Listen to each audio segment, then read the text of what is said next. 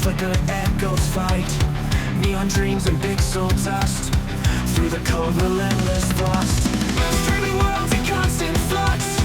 Electric veins, chaotic rush. Restless voice, the static cracks. Solitude with neon tracks. Heroes only streaming the light. Through the chaos, endless fight. In the glow of a midnight screen. Seeking truth in the unseen. Why is single reality torn? There's heartbeats in the digital storm. Faces flicker, fading gleam. Caught within a cyber dream. In the silence of the light. Searching through the endless night. Restless scream against the void. Hope and fear become alloyed. Heroes only streaming the light. Through the chaos, endless fight. In the glow of a midnight screen. Seeking truth in the unseen.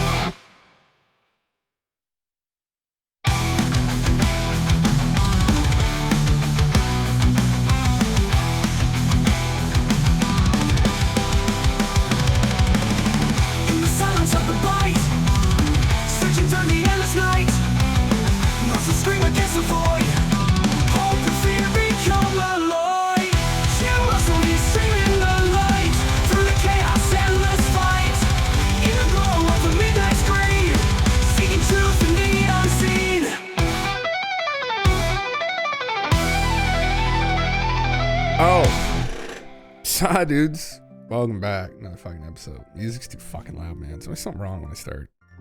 Always something. It never just starts. Oh, there we go. Welcome back everybody to another fucking episode. God damn it, more memes. Yeah, welcome everybody. Golf, you demanded Atlantean secrets. I've got some Atlantean slop for you if you want a bucket full of that later. Bambo, what's up? Bones, oh, that's good. No driving, man. Chilling. Yeah. Hendrix, what's up? Another Starship launched around 7:30 Atlantic time tonight. Oh, did it really?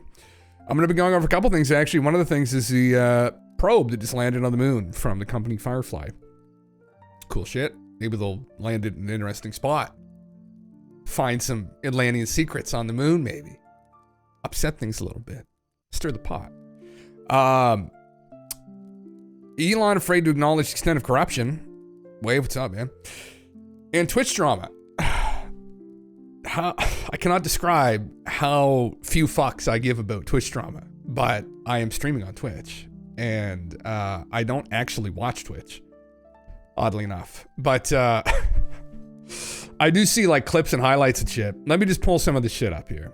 I guess some of these girls streaming have been harassed, and there was someone that broke into Amaranth's house, and that Hassan B guy got banned, and oh my fucking god, man. I generally, I don't give a fuck about drama, really. I'm not a drama person. I'm not about the hot tea, you know. It's not really, unless it has to do with Bob Lazar or Skinny Bob, then I'm all about the drama. But otherwise, don't really give a fuck. Yeah. Oh, thanks, man. Scientists around the globe have discovered that only 2% of the universe matter can be measured, and have suggested the rest is actually dark matter. They're wrong. The other 96% is in Jim's trousers. Oh my heavens, brother. You're too kind. You're too kind. I feel like at this point, like golf, when we finally meet, you're going to hype it up and you're just going to be disappointed. But, you know, we can pretend though. We can use our imagination. The only thing that really exists is consciousness, supposedly. I'm going to go over that too a little bit. Sam Altman just posted ChatGPT coming to the conclusion, so we can will it into existence. Oh yeah, this. I was just looking at this and I said, yeah, holy fuck, that's literally it, isn't it? I've been playing over the weekend. I was playing over the weekend.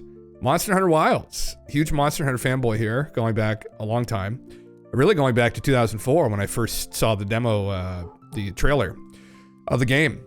And Jesus Christ, I should have spent more money on my PC, I guess, because I struggle to run it. I can't stream it, unfortunately. So, caution to Jim's Packer brother.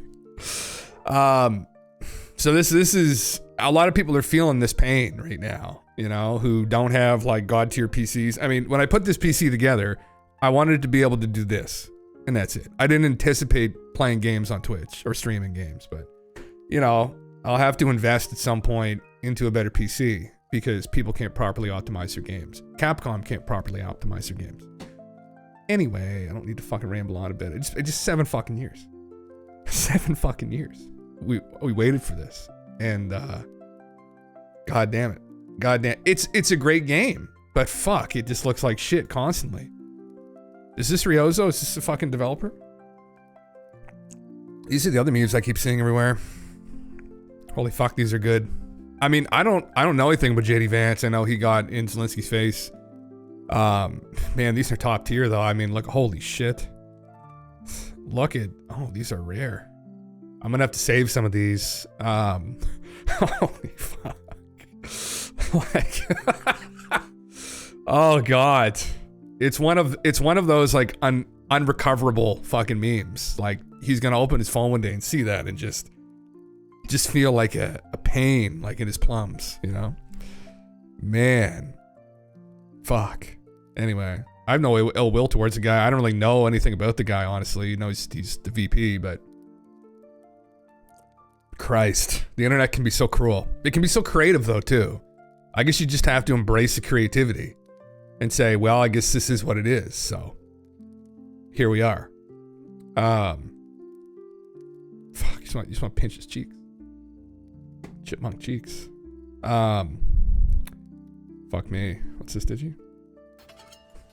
Little bits? Is your mouth tiny and small? Then why don't you come down a little bits? Little bits. Where oh, the that's food what is his. tiny, Oh, that's what his fucking. Oh my like god, yeah, that's food, literally what it looks tiny. like. You can put it in your mouth and eat it. Nothing gets stuck in your lips. Holy it's fuck. just tiny and fits right in. Fits right in. Little bits. We got tiny of lasagna, tiny pizza, tiny pie. Little tiny fried eggs. Oh no, shit. that's fine. That's exactly on point. That's very relevant. That's exactly. Oh, I closed it. That's literally what he looks like. Fuck. IRL. I'm gonna forget what he looks like IRL. Yeah. Cap, what's up, man? Anyway, moving on from that. Man. So, Amrit just revealed she was robbed and pistol whipped during a home invasion where she was pulled out of bed and demanded to hand over crypto. She said she managed to get one of them, and now police and SWAT team are at her home. Get one of them? I'm being too robbed at gunpoint. I believe I shot one of them. They wanted crypto is what they were yelling. They pulled me out of bed. This is not a prank, help. I'm covered in blood, but only some of it is mine. I'll update y'all later, but I'm safe now. Was at gunpoint. They gave me phone and said log in with gun to my head and tweeted because calling would be a death sentence. They pistol whipped me, but I got one. I'm bleeding a lot, but stable going to hospital. Is this real? I have no fucking idea. So, yeah. That's why Canadians need gun rights and Castler law. Castler law, yeah, that stand your right, stand your ground. I was just about to say something, and again, thankfully I don't have a whole lot of people watching, because if I did, I would have been banned a long time ago, probably. She is an OnlyFans model, Hendrix. She's a very famous streamer. Blip, thank you, sir, for the resub. Welcome. She's an OnlyFans model, and I think she started out as a Twitch streamer. That's how she started out. So she streamed on Twitch, if I can recall correctly. Not that I particularly want to recall. But anyway, yeah. Fuck me. Yeah. Is that correct, Bones? Okay, yeah. So, crazy shit. I mean, how they found her address. Thought she was joking. I mean, it seems pretty jaded to be going through that and then tweeting while it's happening. I mean, are you a sociopath? The last thing I would give a fuck about if someone broke into my house at gunpoint is going on Twitter and informing people while it's happening what's going on. I guess maybe that was one way she was trying to reach out to people, but holy fuck, man. Crazy shit. She's OG Twitch streamer that's blown up and weaponized in cellular monetization. It's essentially the TLDR, I guess, isn't it? Yeah. Fuck. Still got a lot of those fucking coomers just gooning every day on a leash. Oh, man. It's the dark thing, man, about putting yourself out there, especially if you're a woman. And especially if you're a woman who sexualizes yourself on the internet. Because that's just going to get even more crazy people obsessed about you. Dark shit, man. Yeah. Typical bipolar NDP afflicted idiot. Needs the aspects. That could be it too, man. I think, wasn't there something about her, not that I particularly care, but wasn't there something about her pulling a stunt like this? These seems pretty extreme, but pulling a stunt like this before, I mean, I don't know, man. Anyway, I don't want to spend too much time on it. I mean, hopefully the person's okay. That's terrible. Fucked up time. She was married before and was abusing her and making her stream. Oh, interesting. Yeah. Twitch has banned Hassan.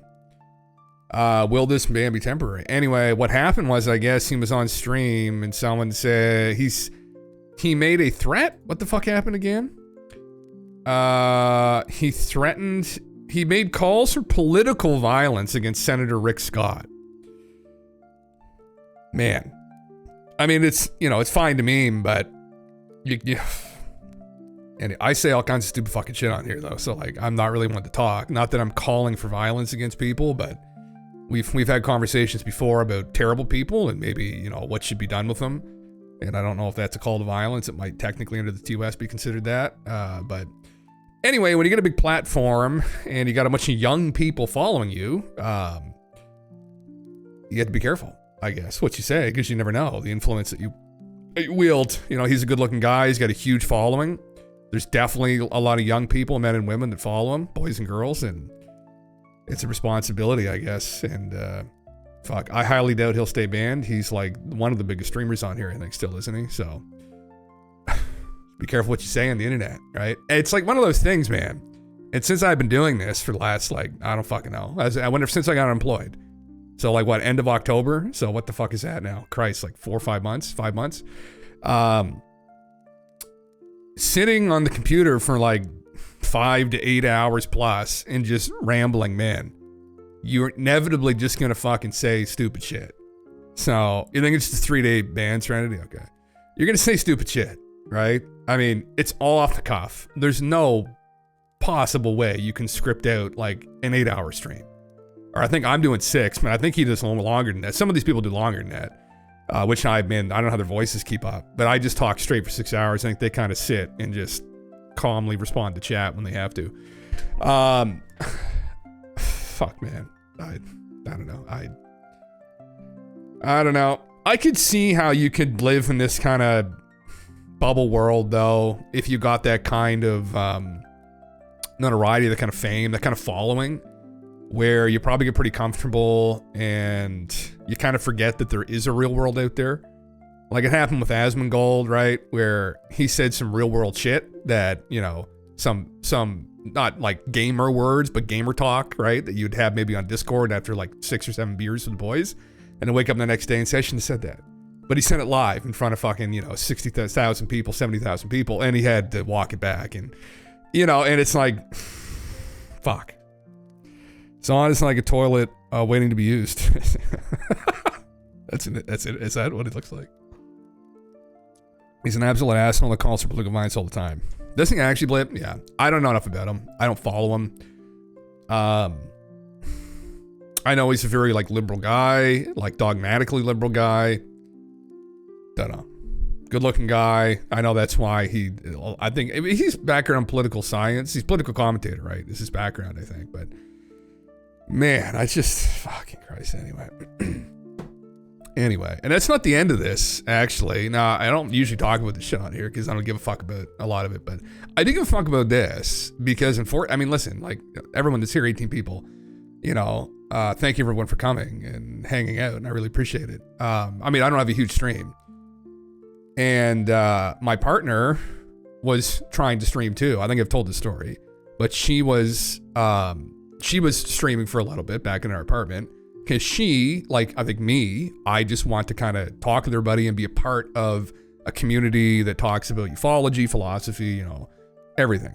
She wanted to kind of go and start a little community or reach out to people who talk about horror films and art and movies. And she's a huge movie buff and a horror movie buff. And anyway, she was doing that for, I don't know, a month.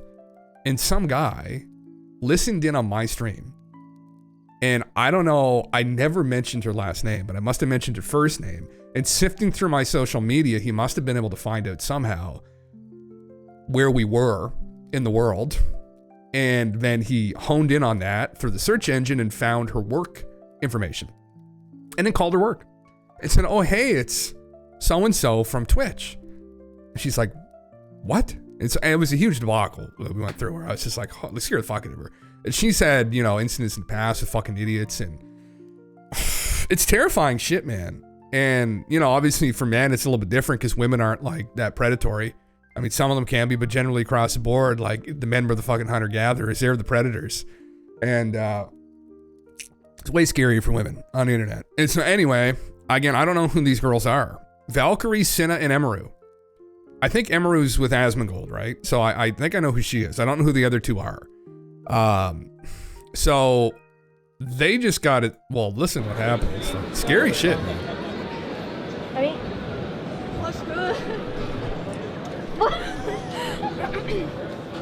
I think we're just gonna go. Let's go. Oh, no, we're not. Man. What's up, huh?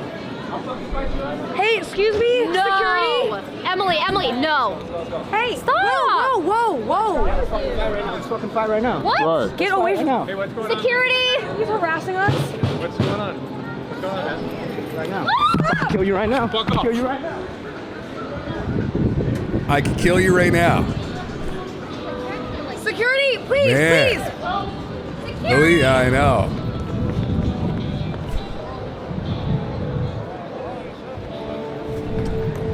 Man. Threatening to kill us? That boy is beyond dumb in the land of the three to run at a bunch of girls so I could kill you right now. He's fucking lucky those girls weren't carrying.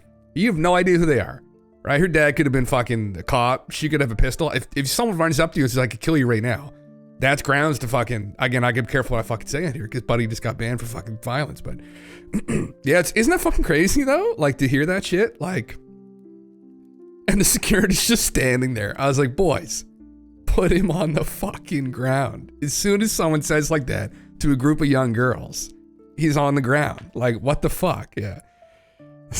When financials get tough, celebrity becomes the target. That's the scary thing, man. Yeah, it is true. Right? He's absolutely likely knew who they were. Yeah, so this is what happened, I guess. So this was him after. This is a guy, I mean, you know, I think all of us here, everyone that I know here, we're all mentally sound people. There's some fucked people out there, and we all know this, right? And they're a smaller percentage, but like they're out there. Like they're fucked. I don't know what the percentage should be, but you know, in a big city, you got probably like a dozen guys that like you just don't want to run into in an alley. At bare minimum, you could probably extrapolate that out, multiply it probably by 100. But it's fucking, you're not. Well, actually, well, we could get more serious and we could ask like, why are we obsessed with UFOs? But not like, listen to this, man. For a change? This is a guy. A change for the better, as you would say. Okay. And the change would be for her number. Oh.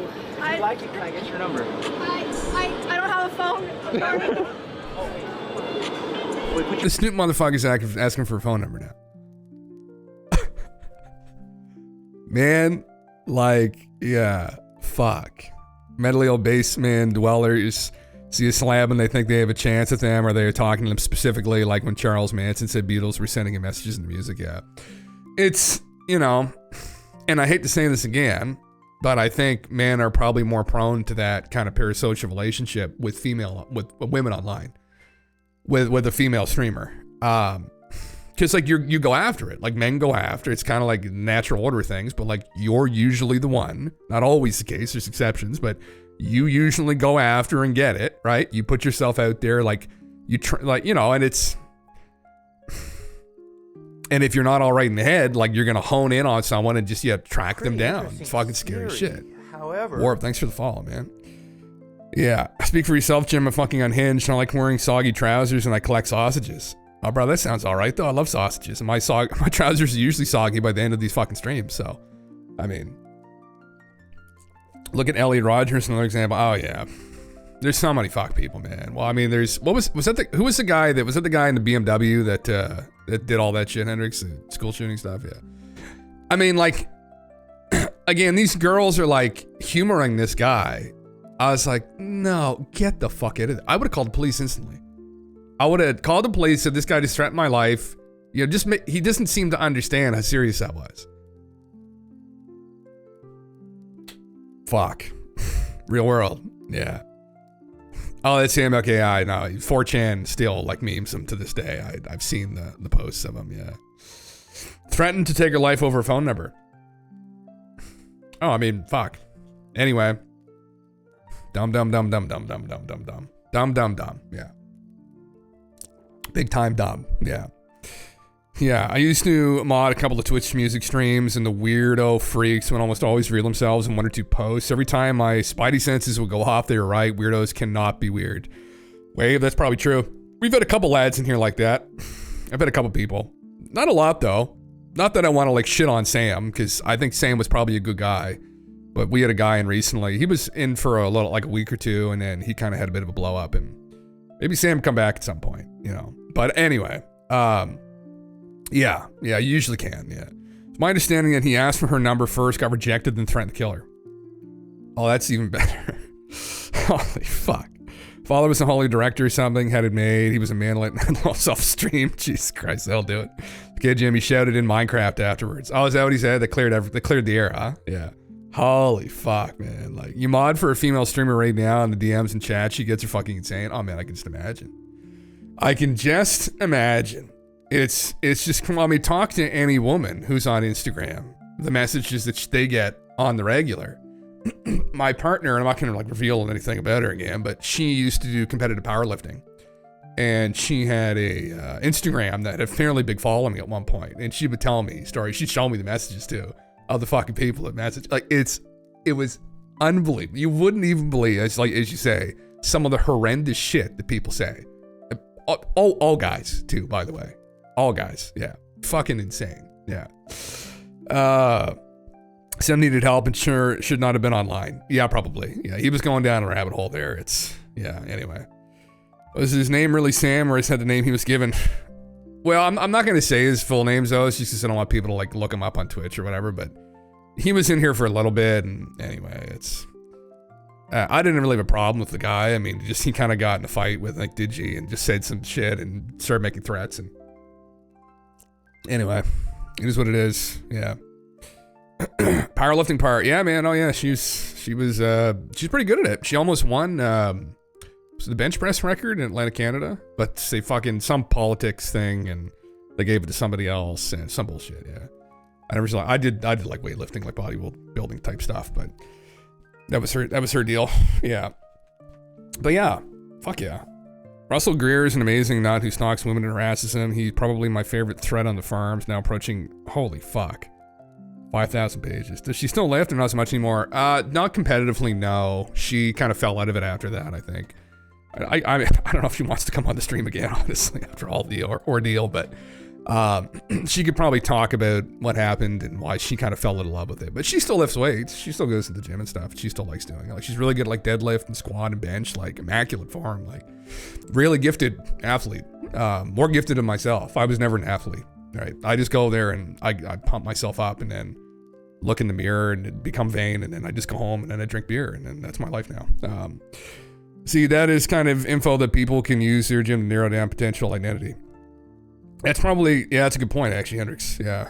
probably shouldn't be going in that deep again, should we? Yeah. Anyway, fuck. Yeah, I'm not gonna mention her name, but yeah.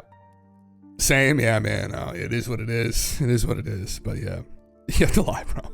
Just make shit up. Yeah, it's a shitty thing because like I want to, if this continues, do like IRL stuff. I think it'd be kind of fun.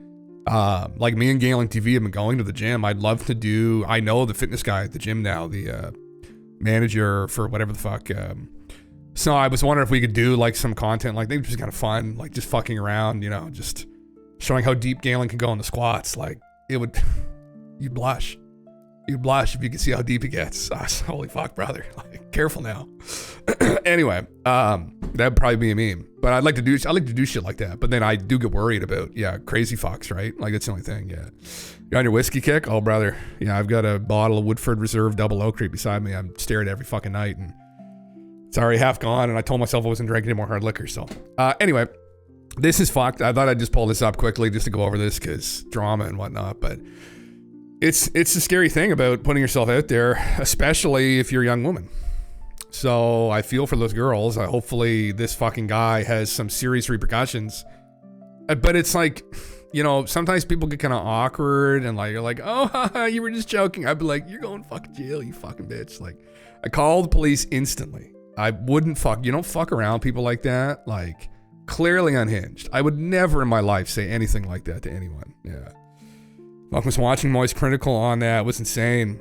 Yeah, I know. I just watched it too. I didn't know that he interacted with her before. Yeah. It's good that they got his full face in that vid. Oh man, well, this other thing too. You know, stupid young guy, probably just ruined his fucking life. He'll be plastered around everywhere, especially if they come and arrest him. And I don't know what they charge him with. They could probably find something, but you fuck yourself up, you fuck your life up over some girl online you watch. And it's like, man, it's not fucking worth it. Like, Jesus fucking Christ. Like, anyway. More relevant things now. There's more important things. It's not the hot tea though. This is the thing. Like, I know that the drama's hot, you know, it's steaming hot, it's piping hot. But that's not how I drink my tea. I don't drink tea. I drink coffee in the morning. I drink an espresso shot. Fuck hot tea. This is really the hottest tea around though, but it's just not packaged up like that. So Elon was on Joe's podcast on, what was it? Friday or Saturday? I don't know when this showed up. I started watching through it. Maybe I missed it or maybe I didn't get to it yet, but this is very telling. What's on fucking Drudge Report right now? This is what I'm more concerned about, honestly. Are these assholes pulling strings around the world? Social security payments face disruption. It's a Ponzi scheme.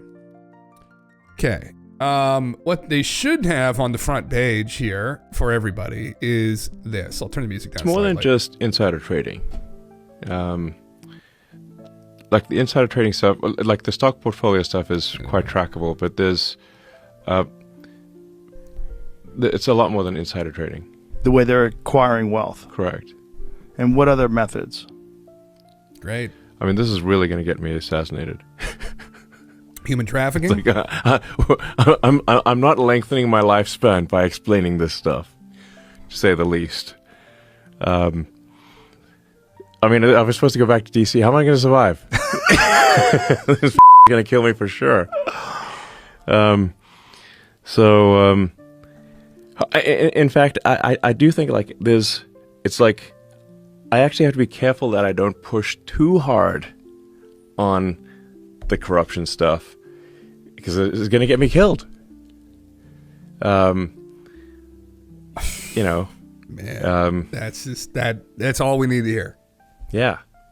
You know, it's like I was actually thinking about that on the plane flight over here. It's like if I push too hard on the corruption stuff, people get desperate. That's exactly it, though. And the last point that was just about fucking make there was these motherfuckers get desperate, and they're no strangers to making somebody go bye bye, right? Right? You blab your fucking blabbermouth. Bye bye. Good night. Oh, he shot himself in the back of the head last night in his shed. There was one. Was this one of the Clinton guys? I can't remember. But he went into his shed. Get this one. This really happened. I don't know if it was to do with the Clintons. It was tied to somebody. And he shot himself repeatedly in the head with a nail gun. like face on in the head. I was like, brother, you pull the trigger once on that and you're done. You don't shoot. There's no way you're pulling that trigger like 4 or 5 times. There's no fucking way. Get out of here. Discord can get even weirder. I was part of a number of communities during the pandemic, and it was alarming as to how many bizarre and possibly unstable individuals lurk around there. Oh man, yeah, they're fucking, man, listen.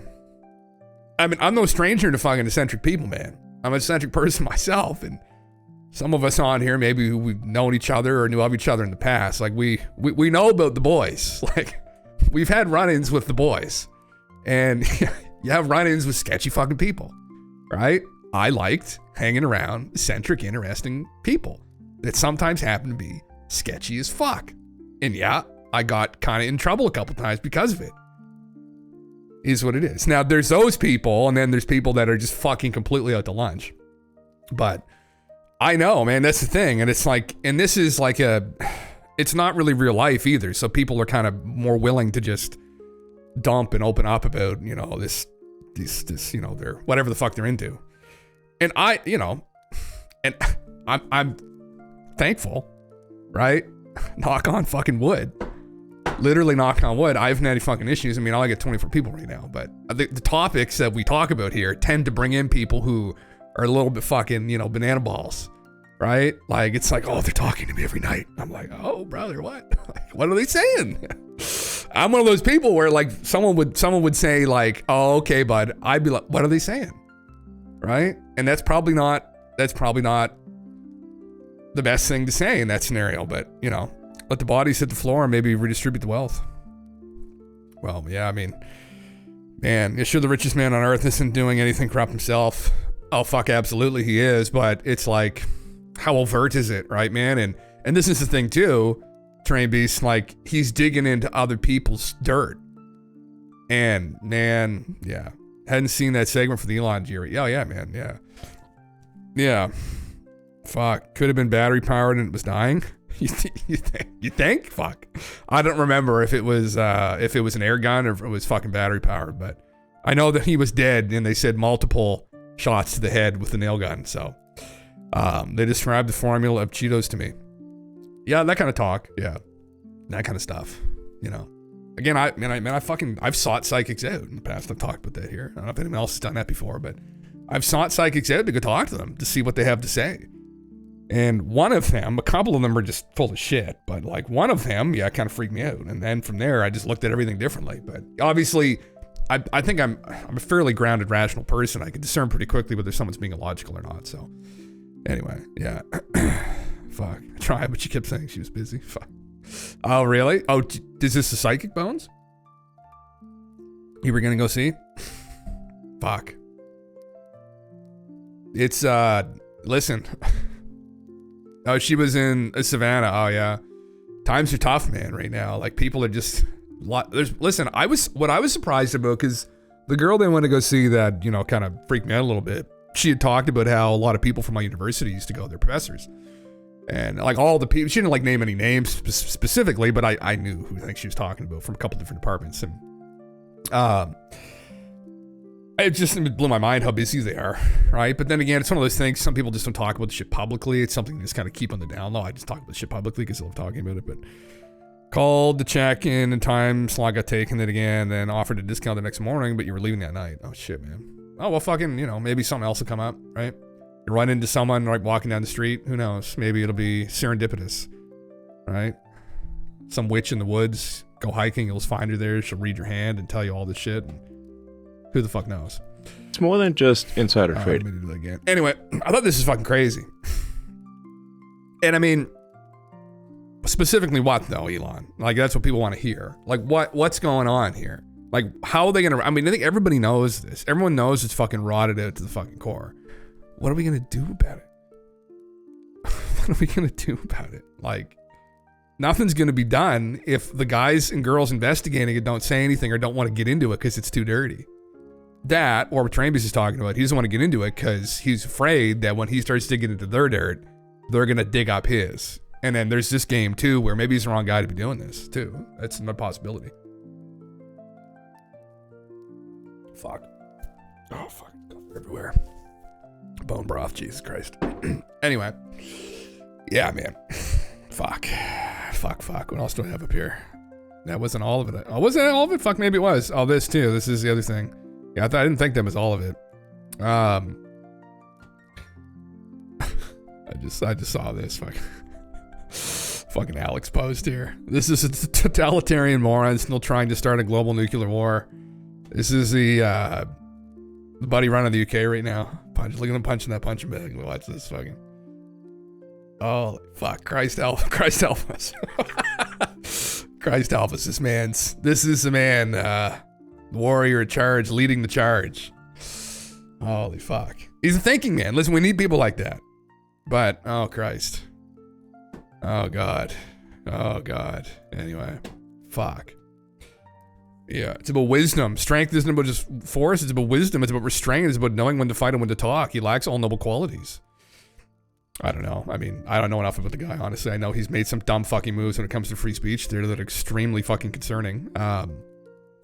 You could say that, yeah, clearly he hasn't, like, punched anything in his life. That's probably not the best thing for character development as a man, but not like you need to be a trained fucking killer or anything, but oh my fucking God. I'd love to see Alex punch that bag. I'd love to see Alex just let loose on it, you know, shirtless after like a bottle of whiskey. Oh, fuck. I just thought that was fucking meme. I don't know what this is. Is this in regards to... was she just on too, actually? Just a second here. Just a second. I'm curious.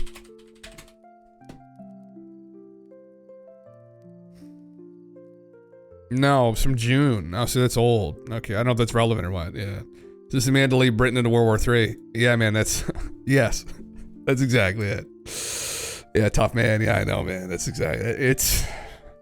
It's like, you don't need like Genghis Khan, but it's that whole meme about competency where it's a balance, right? Between being an intellectual and also being like a grounded, down-to-earth person who's competent. And it's that balance sometimes is lacking, right? All the philosophers of old, they were all about balance, right? They were about being physically competent, especially because you were to be placed in a position of leadership at some point, right? Like Plato or Aristotle, or later on, well, Socrates too. Marcus Aurelius was another philosopher as well, who was very competent. He was also like, you know, part of a nobility, but someone in a position of leadership should probably have some basic kind of training. It's just not a good idea, I don't think, to have somebody who's not, right? And it's a different, and again, it's like, it's not necessary for everybody, but if you're in a position of leadership and you're willing to take people to war, man, fuck. Scary. Two-tier Starmer is way out of balance. Oh, man. Oh, well, the free speech stuff was appalling, man. Like, and it happening in Germany, too. As some of you here are from Germany. I know. And it's unbelievable. Like kicking down people's doors for memes. That fucking guy who, he tweeted at the head of the Green Party in Germany or something, sent a meme at him that like, you're a piece of shit. Like, it was a bit more memey than that. And then he fucking kicked down his door and took his laptop and his phone. I was like, man, I'm getting fucking out of this country right now if that happened to me. Like, and not that we're in a great spot here in Canada either, because this dipshit that's run the fucking ship of state into the shore here. But anyway, I'm always amazed how politicians will humiliate themselves on camera doing things they have no business doing. Well, I mean, that's the thing. He probably doesn't even realize it, right, Wave? Like, he has no idea. Like, in his world, like, he's never known violence, I guess, maybe. He hasn't had to learn to defend himself in any way. And that's what's even more concerning about his perspective on things, right? Like, his philosophy going forward about, you know, and this is, I covered this yesterday, but after Trump and JD told Zelensky to get the fuck out of the White House, the European leaders in NATO essentially said, well, the US is out. We've got to deal with this on our own. They're talking about putting ground troops in Ukraine again. Like, it's like, what the fuck are they doing? Like, it's very scary. And I know they're in a desperate situation, but man, it's just concerning again. That's who's at the helm, making calls, making decisions, right? And anyway, again, not that we don't need fucking Mike Tyson there, but we need somebody who's a bit more competent than that, maybe. There's definitely a carryover. That's the thing, right? It's one thing to be intellectual, but if you're in a position like that, you're going to need to be more than just an intellectual. You're going to need to be fucking competent, and that's a show of incompetency to some degree, right? So, like, there was another car of peace attack today in Mannheim. Oh, really? Oh, fuck, man, yeah. So now it's while they're kicking down doors here, assuring us it's for the good of our democracy. You need to be a leader of men, a statesman. That's exactly it is. Yeah, and I think people who maybe, and I think that's why I love the philosophers, because they weren't like these kind of like very frail, childishly naive types. They were like out in the world, living their life out in the world. They weren't locked away in like an ivory tower, although later on some of them were, maybe like Kant, right, and Nietzsche. But some of the earlier philosophers, it's why I love the Socratic philosophers so much, because they were, Plato was a wrestler, Socrates was a warrior. I mean, Aristotle was a little bit less competent maybe, but, still like they were strong people. And you need people, and there's some carryover, I think, of physical strength. Like, you don't need to be like, again, a professional fighter, but just it helps the character and the mind and the body. It's all connected. And if you allow yourself to kind of become excessively weak, there's carryover into your character. And they spoke about that endlessly. And I think it's really important. It's something I advocate for myself. That's why I love like virtue ethics. I mean, kind of be the change you want to see in the world, right? And hold yourself to a high standard. And anyway. Trump going to leave NATO. Article 5 says if NATO partnership troop dies in combat, then other countries automatically have the right to join the fight. Trump giving big speech tomorrow. Some think he may say he's leaving NATO. Good luck to them. Good luck to them, man. No, they're not gonna do that. They're just fucking. Oh, that's craziness. I don't know, what's this about? Dean Rose. Mr. Rose, thank you so much for being here. There's the magazine, Foreign Affairs.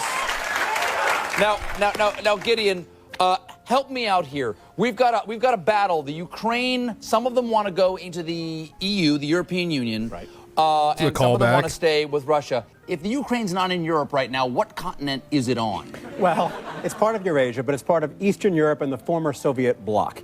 It's basically Robin to Russia's Batman.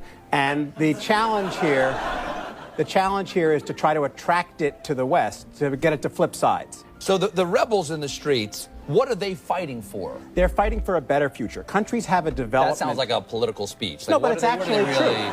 Countries have to develop over time. And Ukraine, basically, after the end of the Soviet Union, faced two tracks. It could stay a sort of stagnant, corrupt, authoritarian country tied to Russia, or it could essentially join the West. It could modernize, liberalize, become a democracy.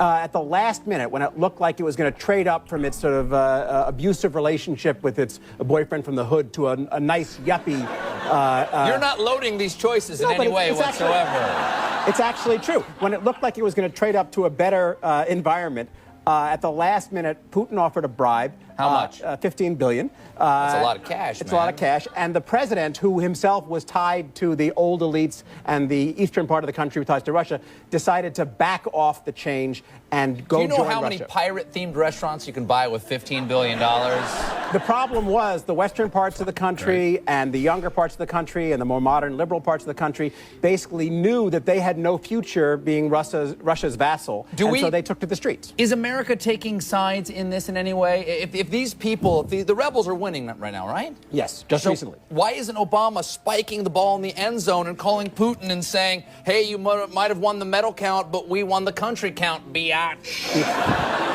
It's actually a very good question, and the answer is that we don't want Russia to intervene and kick over the table like a game of Risk and take Ukraine back. And so would they do that? Could he send in troops? Yes, he could. So we are choosing... Does Ukraine have any troops of their own? Would they fight back? Yes, but we don't want this to escalate, and we don't want Russia to crack down. So we want to basically distract Russia. Oh, look, you have the highest medal count. Oh, you did really well.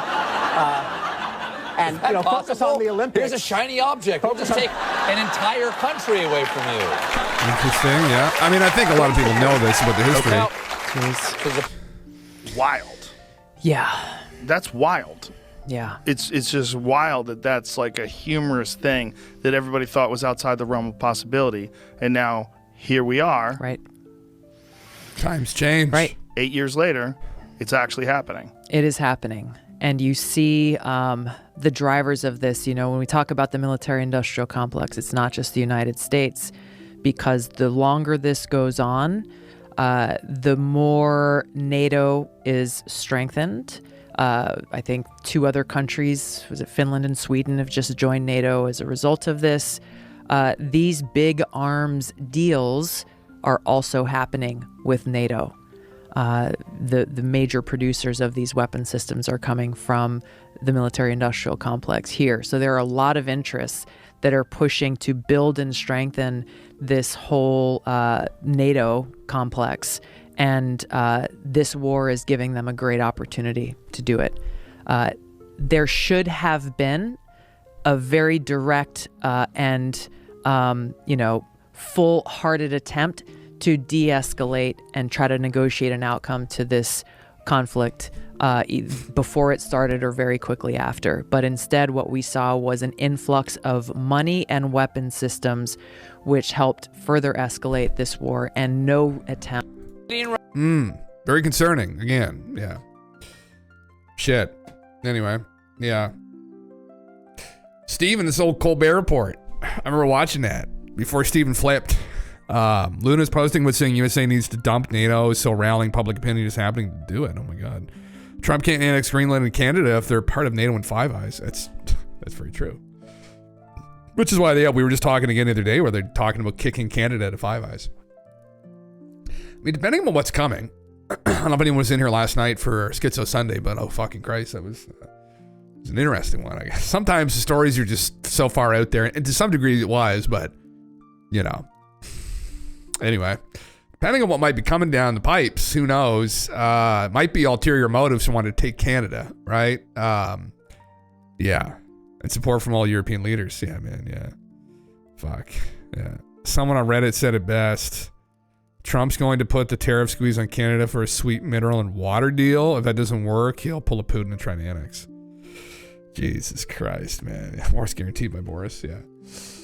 Man, oh God, it's just a fucking chessboard, isn't it, guys? And we're not playing on it. It's a fucking problem, yeah. We're in a new world. Are you ready to become an American, Digi? I mean, I'll put the stars and stripes up. I'm not fucking fighting them. I know that much, so. Yeah, fuck yeah. Yeah, I think a 20% chance, huh? Man, I don't know. It depends, like, what goes on here and how things progress, and if things escalate, I could absolutely see him coming and taking Canada. And at the end of the day, there's a lot of people here that are, like, upset about this idea, and there's nothing we'd be able to do about it. We would just literally roll over. We would just wake up one morning, and now we're part of the United States. That would be it. Like, it's done. If they wanted to take it, we'd take it, and it would be done. So, yeah. Yeah, give me USD, give me Castle Law. I move to the south, Dallas, Denver, yeah. Color you Texan, get a cowboy hats and cowboy boots. I'd be down with that. A little ranch, maybe raise some bulls. You know, why the fuck not? Why the fuck not? Yeah. No one wears that shit down there. You can start. I think his idea is to split up the world 3 ways between him, Putin, and Xi Jinping. Possibly, man. That could be a thing. The Xi Jinping Putin thing scares me, but I mean, to some degree, they all fucking scare me. But yeah, we're just along for the ride, right? That's why I talk about Skinny Bob, because I really think that the only fucking hope is for Skinny Bob to come down and intervene, because the tracks are on right now. And I don't think, not that I'm the expert, in my opinion, is an objective worth a lot in this area when it comes to analyzing these cheap political events, but I have an intuition it's not going in a good direction. Yeah. Yeah. There's more cowboy hats in Calgary. That is true, though, actually. Yeah, that is true. I've never been to the Calgary Stampede. Yeah. What if Europe joined up with China now? That's probably how it would go, wouldn't it? Scum and Skinny Bob finally come back. Man, boy, I know. Listen, every single night I say my prayers to him, but still he holds out on me. He's not here. Yeah. Holy fuck, man. That'd be wonderful. Yeah, if I wasn't so poor. But hey, listen, I'd love to. Listen, if I can grow the stream, I'd love to come out. I can stream at IRL. I'd love to come down, fucking have a couple drinks. Can we ride bulls? Do they allow you to ride bulls? Or horses? I've never really ridden a horse before, or a bull, but I'd try it. I'd try it with you. We'll talk about this later. This is unrelated. This is later. It's later talk. Yeah, they're mechanical bulls. Oh, that's close enough, I guess, right? Firefly's Blue Ghost lander captured its first sunrise on the moon. So this is kind of cool, right? There's a shadow. Look at that. Fucking globe. Another conspiracy for the globetards, right? A fucking globe. What are the chances, right? AI. Must be AI. Yeah. You could drop me off in a gay bar. You text me when you want to get picked up. Some bulls around there. I'm sure lots of bears too, actually. Yeah, holy shit. Yeah. Fuck yeah. You could DJ at it. We could just hang out back. Yeah. Sun is behind it. I guess so now. Yeah. Fuck yeah. Huh? Isn't that cool? There's another. There yesterday. Blue Ghost landed on the moon. Here's the first photo that it sent back. Sideways. Yeah, it's lunar rock. What are they doing there exactly? Yeah. What are they there for? Yeah. Interesting. We should ask Alien TV if the giant eagles in Lord of the Rings never tried to fuck the hobbits. We should actually. I don't know what his reading that would be. Golf? Maybe. I mean, he had a bad experience with him at a trailer park, so. God damn. There's supposed to be 2 more landings soon. Oh, they're sending multiple probes up? Oh, shit. Here, let me look this up. So, like, these probes, these aren't rovers. They're just fucking probes. They're just gonna collect, like, moon dust and stuff and study it. Blue Ghost. See it. It's a class of lunar landers designed and manufactured by Firefly Aerospace. That's pretty impressive. I mean, you think now a private aerospace company just sent something to the moon. Well, when you think about the progression involved here, right? These things are too fucking dirty. I can't wear them. Over the last, oh my God, what? 50 fucking years? You'd think this would have been more commonplace by now, but oh God, now I can't see fuck. Anyway, my eyes will adjust. Interesting. Blue Ghost, lunar lander designed to deliver payloads to moon's surface. Payloads? What are they bringing to the moon? The first commercial spacecraft to land on the moon without issues. Wow. A new era. That's fucking crazy. Is this a guy here who did it? What the hell is this? Come on now. I'm Andy Mack. Well, Blue Ghost stunk the landing, the second private spacecraft ever to soft land on the surface of the moon, and the lander hauled 10. It's not lightly to say that this is certainly one CEO giant Jason leap Kim. for you guys. What do we make yeah, of the brother. successful landing, and what was it like earlier this morning to see history being made? Well, everybody was super excited. You know, from my lens, you know, I was just in awe because I saw the Fireflies just execute. They did everything that they said they were going to do. Hell yeah. And even more, they stuck that landing. The lander was upright and stable. We took the first initial pictures and shared that with the rest of the world. Since then, we saw a few other pictures. It's just amazing to see the moon's surface in high definition and see the shadow with the sun behind the lunar lander cast on the moon's surface, as well as the Earth in the background. So we were actually all waving to the lunar lander on the moon. Should have sent it to the dark side, Jason. Fuck, there's nothing exciting on the sun side. All the fun stuff's on the dark side. See, if he'd watched Alex Collier's 45 hours of lectures on the dark side of the moon, he would know that the Andromedans told Alex 35 years ago that there are alien bases hidden on the dark side. And if they were to pull up Alex's maps, they would have known exactly where to go to find these bases. But then they went somewhere safe, right? Anyway, that's unfortunate, yeah. Yeah, China's been there. Or no, they haven't landed, have they, Hendrix? They just sent a probe to go and look at it, right? Pictures, yeah. Yeah, randomized different slop. How about some X slop? That's essentially it, man. That's how I get all my news. That's how I get all my talking points. It's all just X slop. It's different variations of X slop, actually. Some of it's somewhat expired, but I still cover it because what else will I cover? Just Twitch drama. Come a drama Andy. Yeah, fuck, man. I don't know. Cool shit. I mean, obviously, within the context of aliens and potentially bases, lost civilizations, you know, relics on the moon, it's great. We have a private aerospace company that can go up and be like, oh, what the fuck is this, right? They pull up, like, you know, some ancient, you know, phone or something, you know, piece of something. They go to, like, an ancient moon base. They're like, what the fuck is this? We'd all have some questions for the U.S. government, I guess, then, right? Now, do I think that's going to happen? I don't fucking know. Who knows? I just have faith. I have faith that we're heading towards something good, maybe. Right? I'm not buckled in. I'm ready to go through the windshield. Hopefully everybody else is following that protocol as well, right? Because if she comes to an abrupt stop, like, I'm not starting again, right? This is it. This is it. Anyway. Fuck is this? This is UFO stuff too. I'll get to more interesting UFO stuff. Anyway, that's kind of cool, I guess. Oh, fucking Christ. Do I really want to go over that? I guess I don't really have a choice. I did want to cover this a little bit, so I could just read it.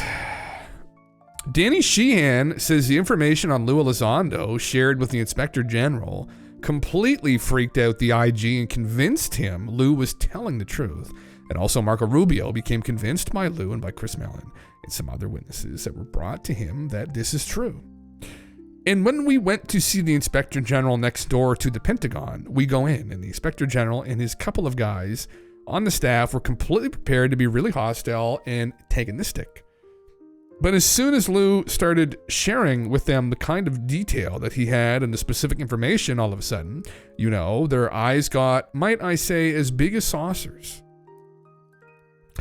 And anyway, they completely freaked out, and all of a sudden they started running out of the room and going and getting other people to come into the meeting who had the adequate clearances, you know, in military offices with full uniform and all their medals and coming, sitting, you know, kind of leaning forward with the information. And Lou persuaded the Inspector General that this was true and they were being lied to as well. And so that began this entire kind of new era of disclosure because you don't need to fuck, bro. You don't need to like parse it out like that. You can just clean it up a bit. The Inspector General was involved in this. Now, people over on the congressional side started talking Lou's calls and going over to meet with them. Started out with Senate Intelligence Committee, which at that time was chaired by Marco Rubio from Florida. He became convinced by Lou and Chris Mellon and some other witnesses. They were brought to them that this is true. Interesting. Peach, welcome. Interesting, yeah. Well, we don't need to watch a video now. There, we did it. We went through it. Intriguing. What was that? There's some guy recently shitting on Lou Elizondo and saying that he's full of crap and blah, blah, blah, blah, blah. It's all this other horse shit. But I don't know why I pulled that up. That's fucking bullshit. Oh, God, I don't really want to go over this either. Yeah. Sheehan loves to hear himself talk. I can't take that dude serious anymore. And Elizondo as sketch as it gets. Yeah, man, we've gone over the whole, what was the fucking, there was like a lamp or some shit. Like it was a reflection ceiling lamp or something, you know, like, you know, the glass ones on the ceiling. My brain, thought it was a UFO, talked about how he heard people, chandelier. Thank you, Hendrix. He told people that he'd heard internally this was like some crazy thing they saw, and it turned out it was just a chandelier. Which, God, what a kick in the nuts that was. But yeah, it definitely called into question his interpretation of information at times. And anyway, this is the other guy I have a hard time listening to, so I don't know why I'm listening to this, but yeah. Kind of dumb. Lou is not to see that for himself. Well, that's the thing, man. I know it's the problem when you turn it into like a business model, and I think that's what some people are having a hard time with. Where it's fine to do research, right, in the field, if you want to. Or I mean, I'm having conversations about it here on Twitch, like the philosophy of it, or like Jacques Vallée or Stanton Friedman in the past would do research on events and they dig things up and they put it in a book.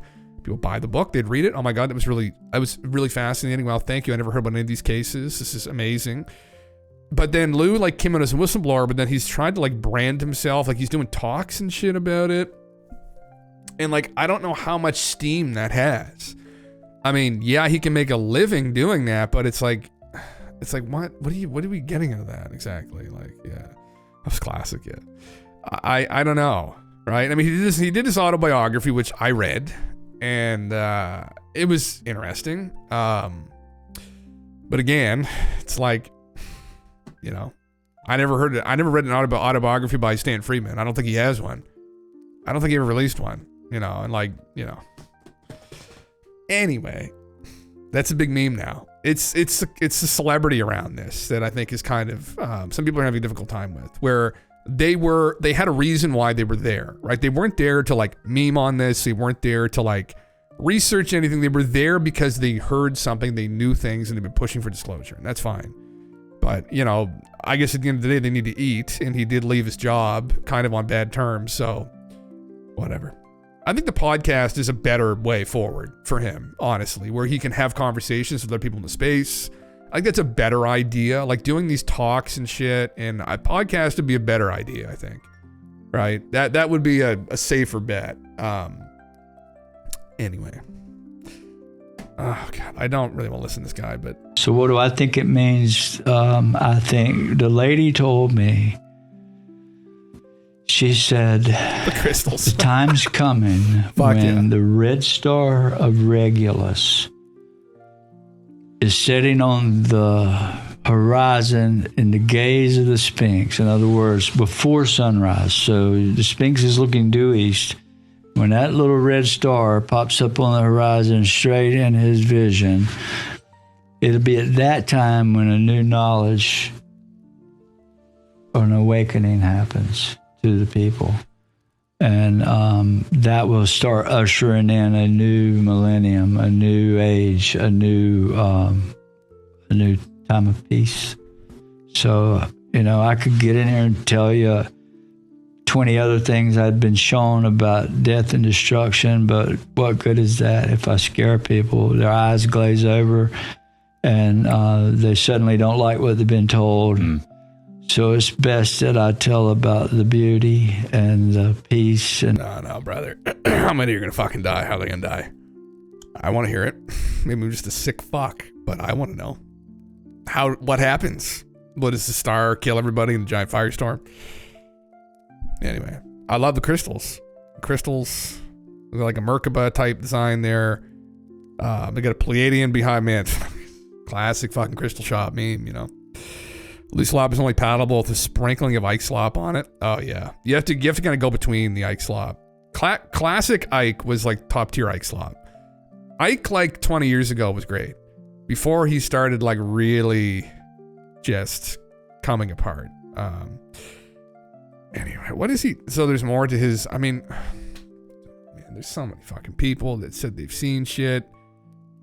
I mean, no offense to Chris, but he's this. If he ever hears this, he'll take offense at it. Absolutely.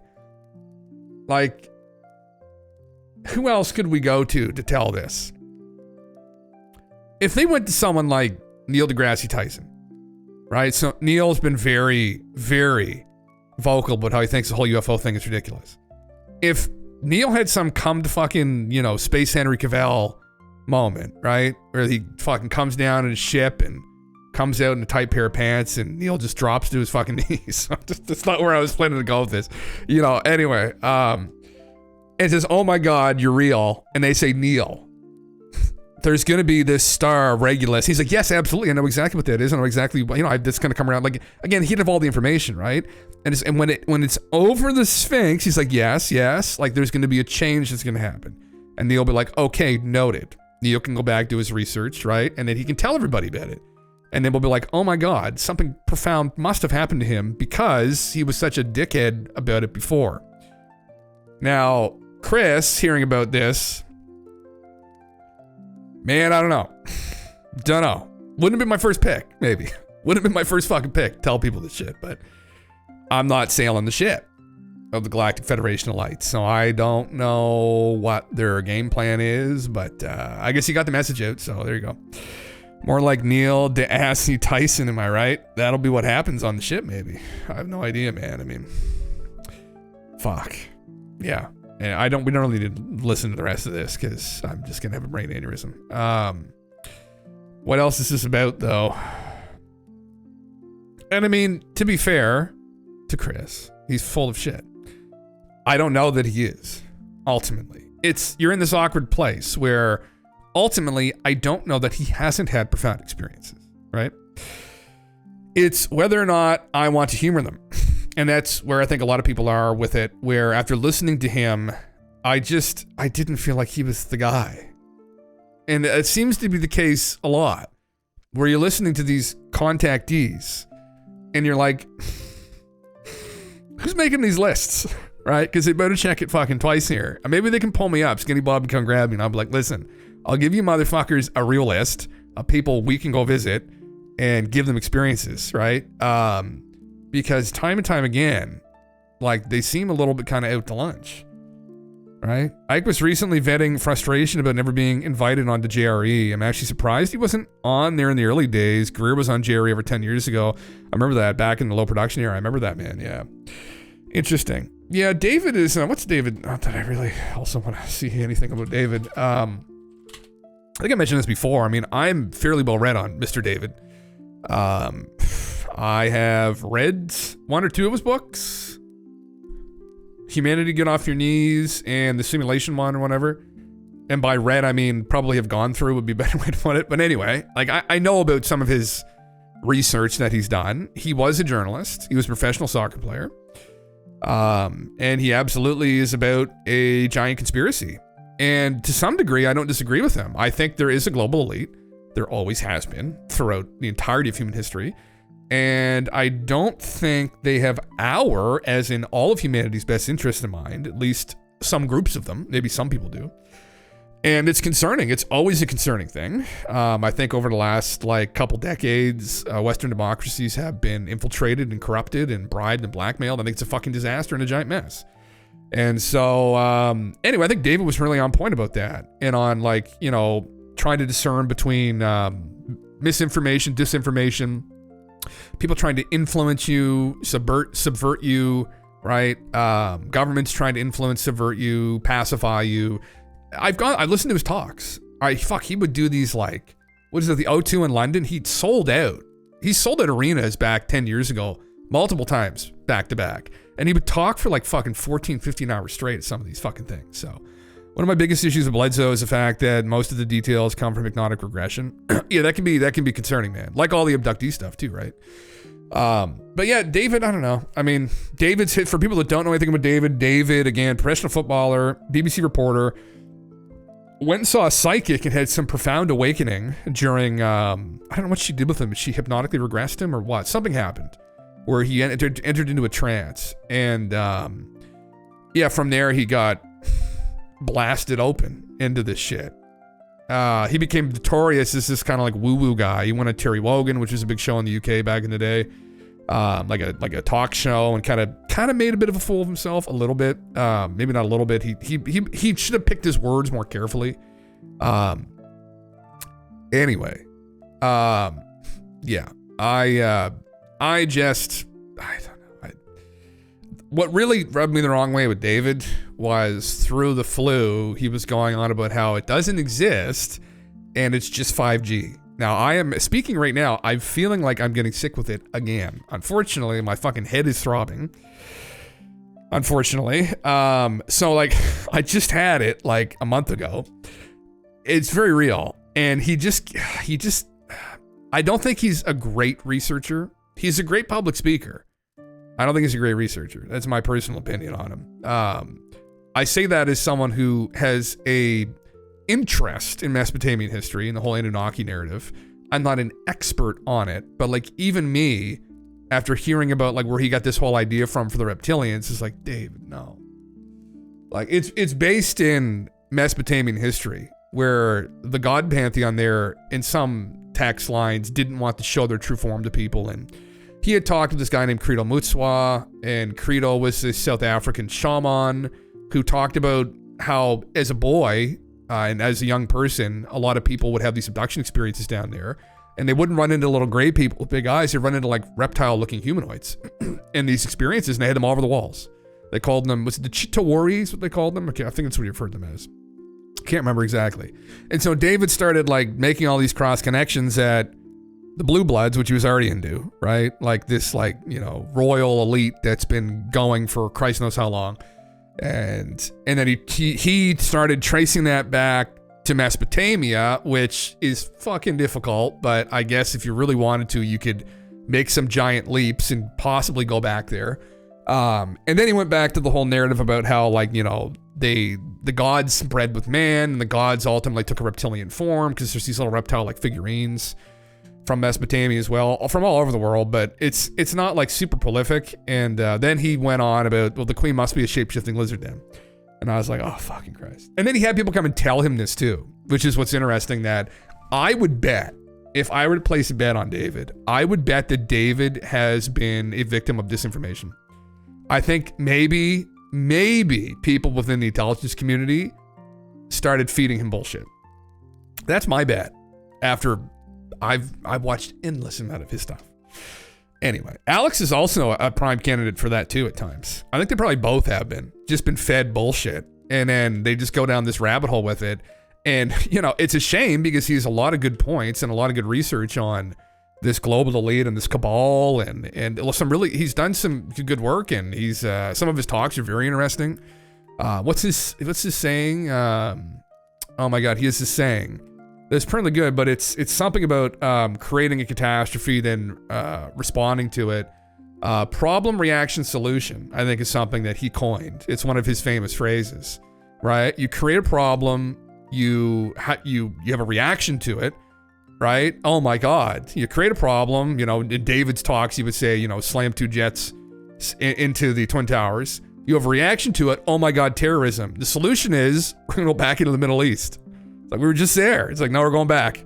Right? And so that was his whole meme. And I think there's something to that idea, but it's not very well fleshed out either. Yeah.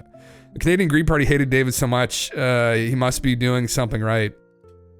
Was that the, was that the incident when he went to Vancouver golf? There was an incident where I think, did he fly or was he just interviewed over the phone? I can't remember. But he was interviewed by, I think it was the CBC or the CTV, but they interviewed him in Vancouver. And he thought he was just going to go talk about, I think he must have been there because he was going to do a talk in Vancouver. And he thought he was coming on to talk about what he was going to talk about. And they debated him, and they brought in a clinical psychologist from the local university to kind of dig into like, well, why is David like this? And it was unbelievable.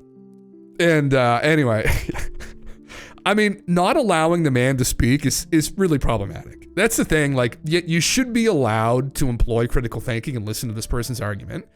And that's where it started to concern me a little bit around some of these guys where they were kind of getting shut down. He was definitely one of them, right? And yeah, it's very concerning.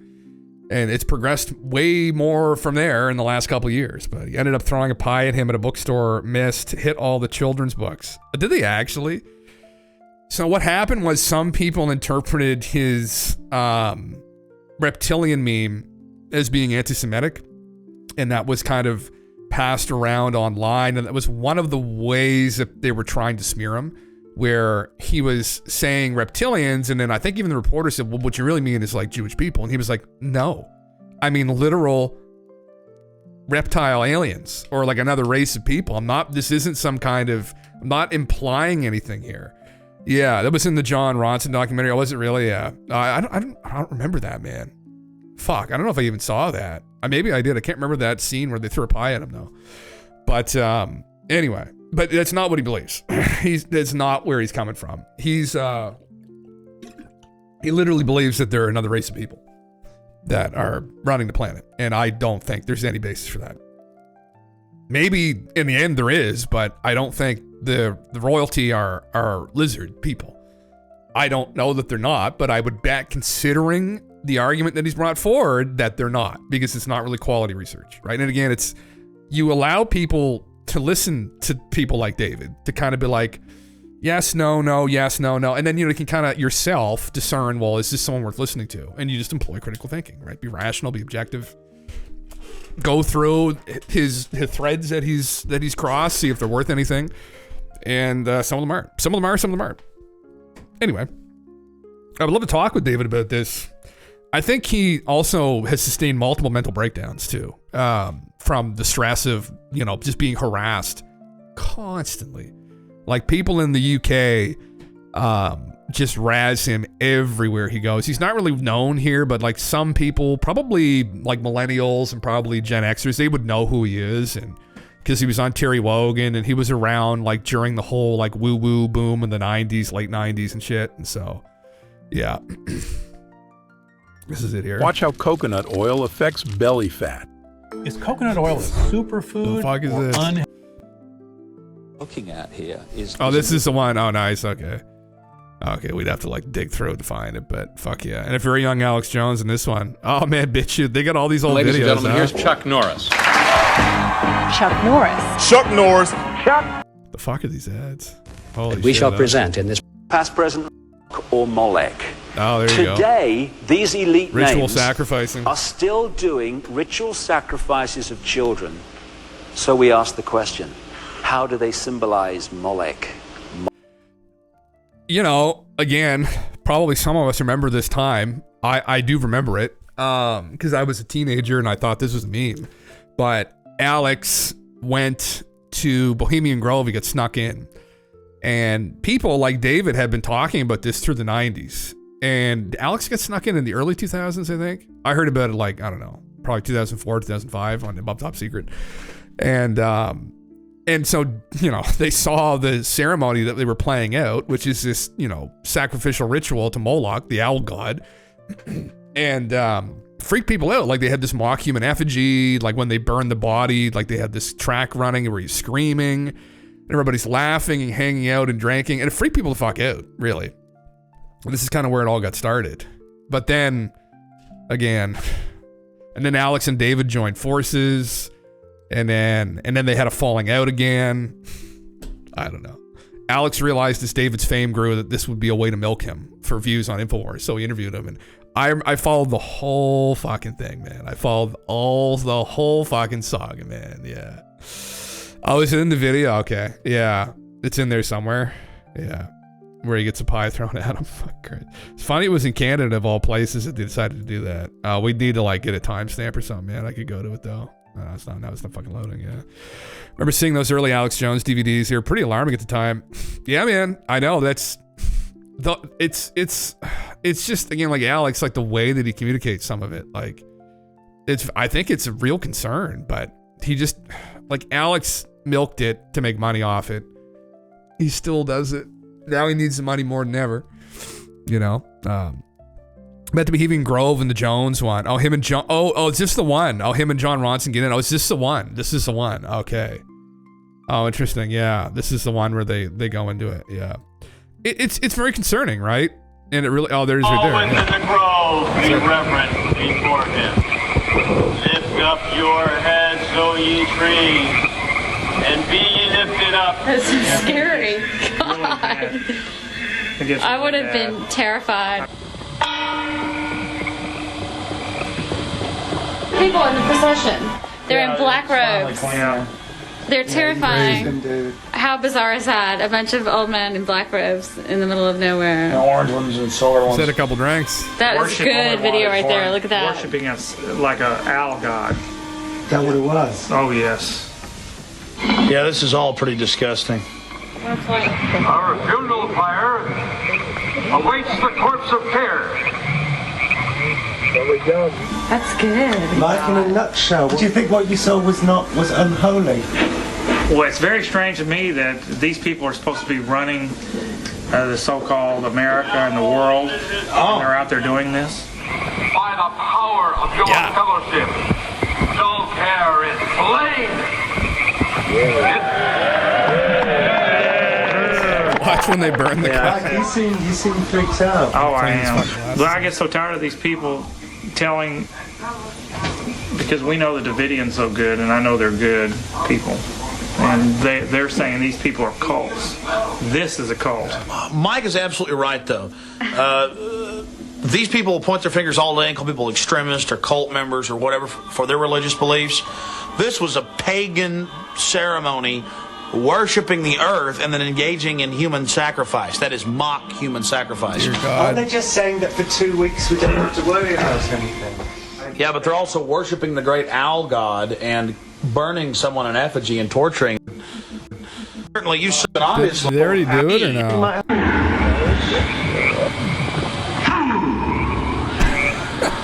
When will you learn? Fuck me. At me, he cannot slay.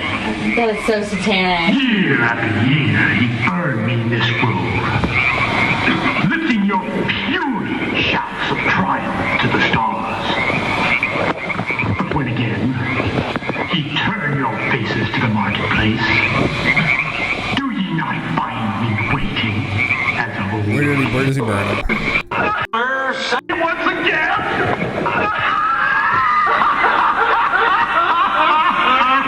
Pretty could leave, Wayne. Be gone, Joker. Going out. For this country's next president. Right, we're worship. That's an Set them weird. all up. Fuck. Anyway, we kind of heard it. Us free. Nice. Crazy shit. I think they stopped it after COVID, if I can recall correctly. But man, holy fucking Christ.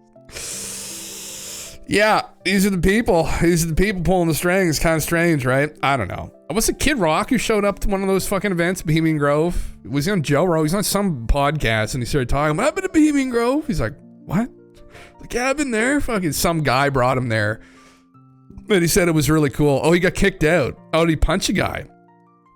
Yeah, he's saying how much fun he was having. I was like, holy fuck. I'm like, there you go, bud. Just fucking ritual. Just to mock you in effigy, fucking ritual sacrifice.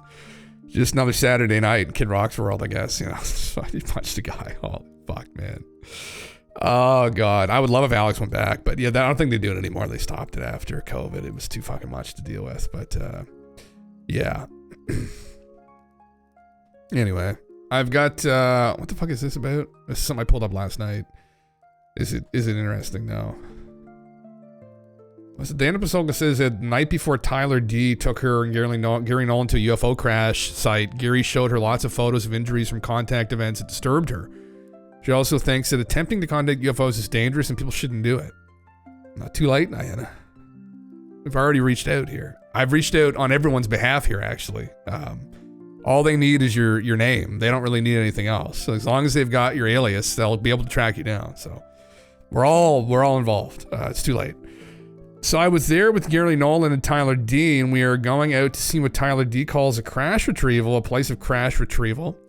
What's interesting is that the night before, Gary shares some of his research with us, and he has his computer, and he shows us, and he shows us photo after photo of events, what I call contact events where people have interfaced with these craft. And these are, by the way, I've never written this in a publication. I do academic publications, but I've never written that. That night I prayed, but in this case I did because it was so disturbing to see that there were these things that appeared to be like burns and damage and things like that. Oh yeah. And it looked like dangerous activity. And I didn't know, I was still not, this is the beginning of the book, by the way, so I was still not a believer, but it definitely was pushing me in the direction of Gary's not making this up. Like, this is exactly what I'm seeing. These videos, these photographs, they're not made up, and they're from all over the world. So I can say that about this, too. Interesting. Well, that's disturbing, yeah. There's an announcement that went out at work today. We're being bought. For those of you looking for money out there, know it's out there if you look for it. You're being bought. Oh, fuck, you're not getting laid off, are you? Man, one of my buddies just had a fucking kid, and he might be getting laid off. He told me that. Isn't that fucking terrible? At the worst times. I got laid off in October, but I was fucking done with it anyway, honestly.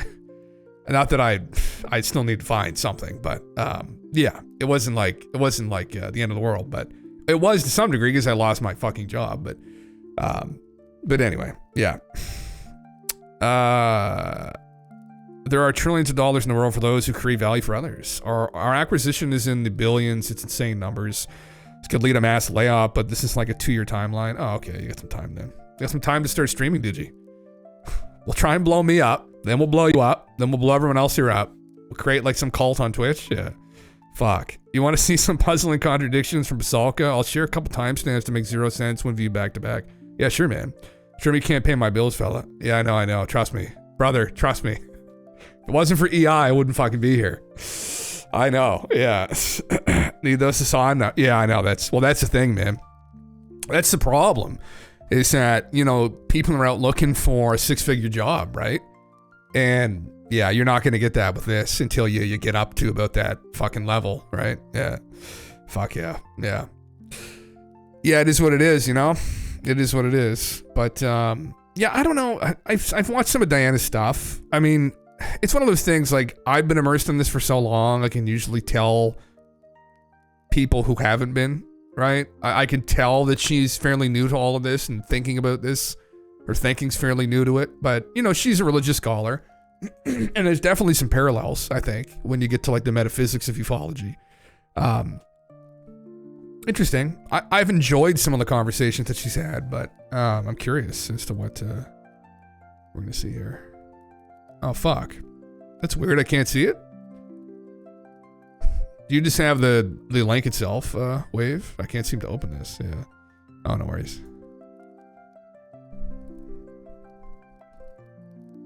Yeah, no worries, no worries. Yeah. What is her? Where's she teach at again? University of North Carolina. She's still out of there. Tenured there, is she? Okay. Yeah. American Cosmic was the one with Buddy. Fuck, these things give me a headache. Yeah. With Tyler, but it ended up being Tim Taylor was his actual name.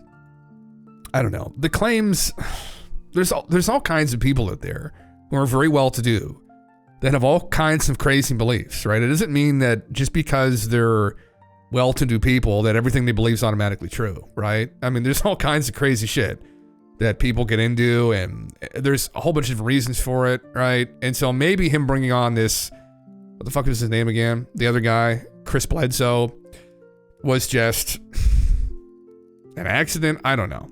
It could be the case too, right? And this is my experience with like woo people and like the woo, like psychic stuff like that, where there's a shred of truth in what's going on, but that it's sometimes obfuscated by a bunch of bullshit. And like you're peeling back the bullshit to get back to the truth. And then after a while, you're like, why am I doing this? And then you move on. That's kind of my experience with some of this stuff, where it's like, man. Anyway, yeah.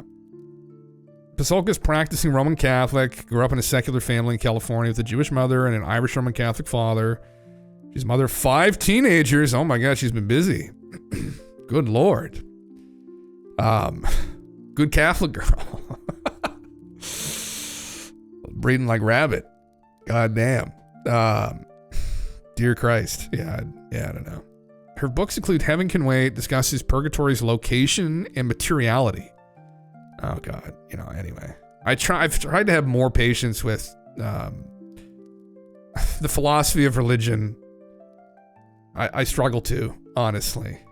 Because it comes down to, for some people, the text being some kind of communication, some channeling, something divine that came from God, whatever that is. No one actually knows. And my comeback to that, my retort to that would always be, well, is this something that just happened in isolation? To assert that is incredibly naive. I mean, you're thinking that this is channeled work. Well, there's probably more recent channeled work than by that logic, right? That would be, easier to read, to digest. Where's it coming from, right? If you want to go down those metaphysical avenues, we can, but I have a problem with organized. I specifically, the Catholic Church as well is who I have a problem with, if I were to really be specific. Really specific. Beautiful architecture. Fucking assholes. And I know there's people that do good but man, no. I don't like the idea of the monopoly on faith, right? And I'm not a fan of it. Not a fan of it. I don't think the prophet, right, that they all worship would be a fan of that system either. And that they have billions and billions, if not trillions of dollars in priceless artifacts from other cultures still littered throughout the Vatican archives that they stole, right? That are still locked up and not the general public doesn't have access to them. So they hoard this knowledge possibly, which is really problematic for me. And again, the wealth they sit on and the whole grandiosity of it all, I think would have disgusted that poor philosopher in the desert, right? I'm just willing to take a bet, right? That he wouldn't really be a fan of what it's turned out to be. So, like, what are you involved with here, right? If you're calling yourself a Christian, are you involved with the church or are you involved with this prophetic philosopher? Like, take your pick, because associating yourself with that denomination, I just don't think it's not very kosher. Yeah.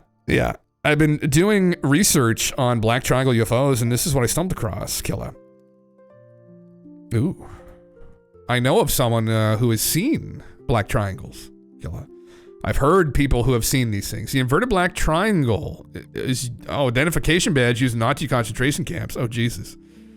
Hopefully there's no correlation between those two things, but oh my God, man, that's pretty terrifying. Yeah, fuck, right? You think it's the Nazis flying around in the triangles? Is that the meme? I think I've heard this meme before. Yeah, it's Nazis flying around the triangles. Interesting. It's a fairly popular sighting. A friend of mine, Finn, he's an artist and animator, and he animates people's UFO encounters. And he himself has had a sighting of one of these craft. 2 of them, I believe, actually, if I can recall the story correctly. And then he did a really good recreation. I think they were in German, actually. They were in Germany, sorry. And they 2 guys out walking one night, and this giant black triangle just goes right over their head. Just anonymous guys who talked with Finn and didn't say anything to anybody else. And like, I really value those incidents, right? Where they didn't want anything out of it. It just happened. And I'm like, that's extremely fascinating. And that's literally ufology. That's what you run into, is people just seeing strange things through a sound mind. And sometimes groups of people is seeing the same thing, which is impossible if we're going to try and posit hallucinations as an explanation, right? It's not the case. So anyway, yeah, interesting. The Porsches or the Rothschilds, you think? They're flying around these fucking things, man. Hard to say. I am very skeptical that we have wrapped our monkey brains around something that would be anti-gravity. But, I mean, there's been people who made arguments more recently that maybe we figured something similar out, but who knows, right? Who knows? Ultimately, we don't know. I hope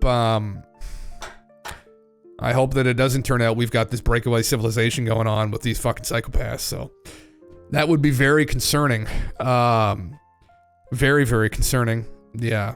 Man, that's terrible, huh? Wow. Yeah.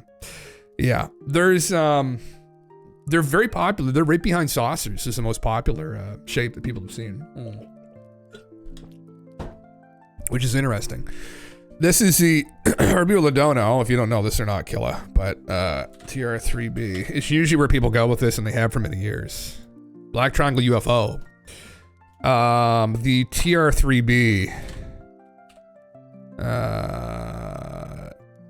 Right here. No, that's not. You fucking stupid. It's not the fucking car. Oh my God. Anyway, there's a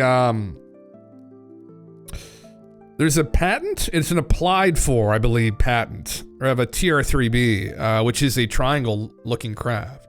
A spacecraft having a triangular hull with vertical electrostatic line charges on each corner that produce a horizontal electric field parallel to the sides of the hull. This field interacting with the plane was emitted by antennas in the side of the hull, generates a force per volume combining both lift and propulsion. This is, I don't know if this is the official one, it may be.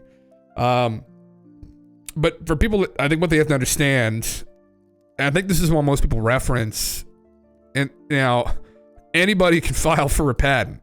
So you can see in 2004, somebody applied for it and it was abandoned. So it was never actually used, at least that we know of. So yeah. These links should work. You only need to listen to 10 seconds of each. You'll see what I mean. Okay, let's see. Remember the first picture of the triangle? Do you remember Pambo? Yeah, this is a classic one, man, back in the day on the internet that people would talk about all the time, that, oh, there's patents for it. It's like, well, yeah, but I could apply for a fucking patent. I could draw up some schizo fucking thing, and they could be like, what the fuck? Bro, this makes any sense. And it would say status fucking rejected or abandoned. Right? It's like, oh, I have a patent. I applied for one. It's like, oh, yeah, okay. Interesting.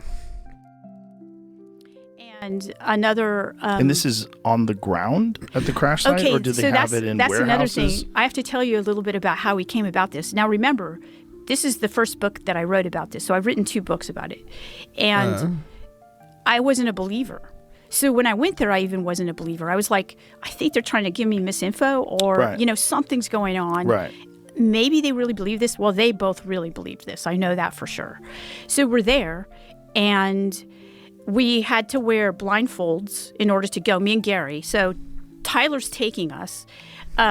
We drive to a certain place. He says, put the blindfolds on. We had to leave our cell phones. We couldn't take Just let me know, Wave, when I should stop it. Any technology with us. And so we go out. It takes about an hour to get out to the site. We're blindfolded. We get out to the site. We get out.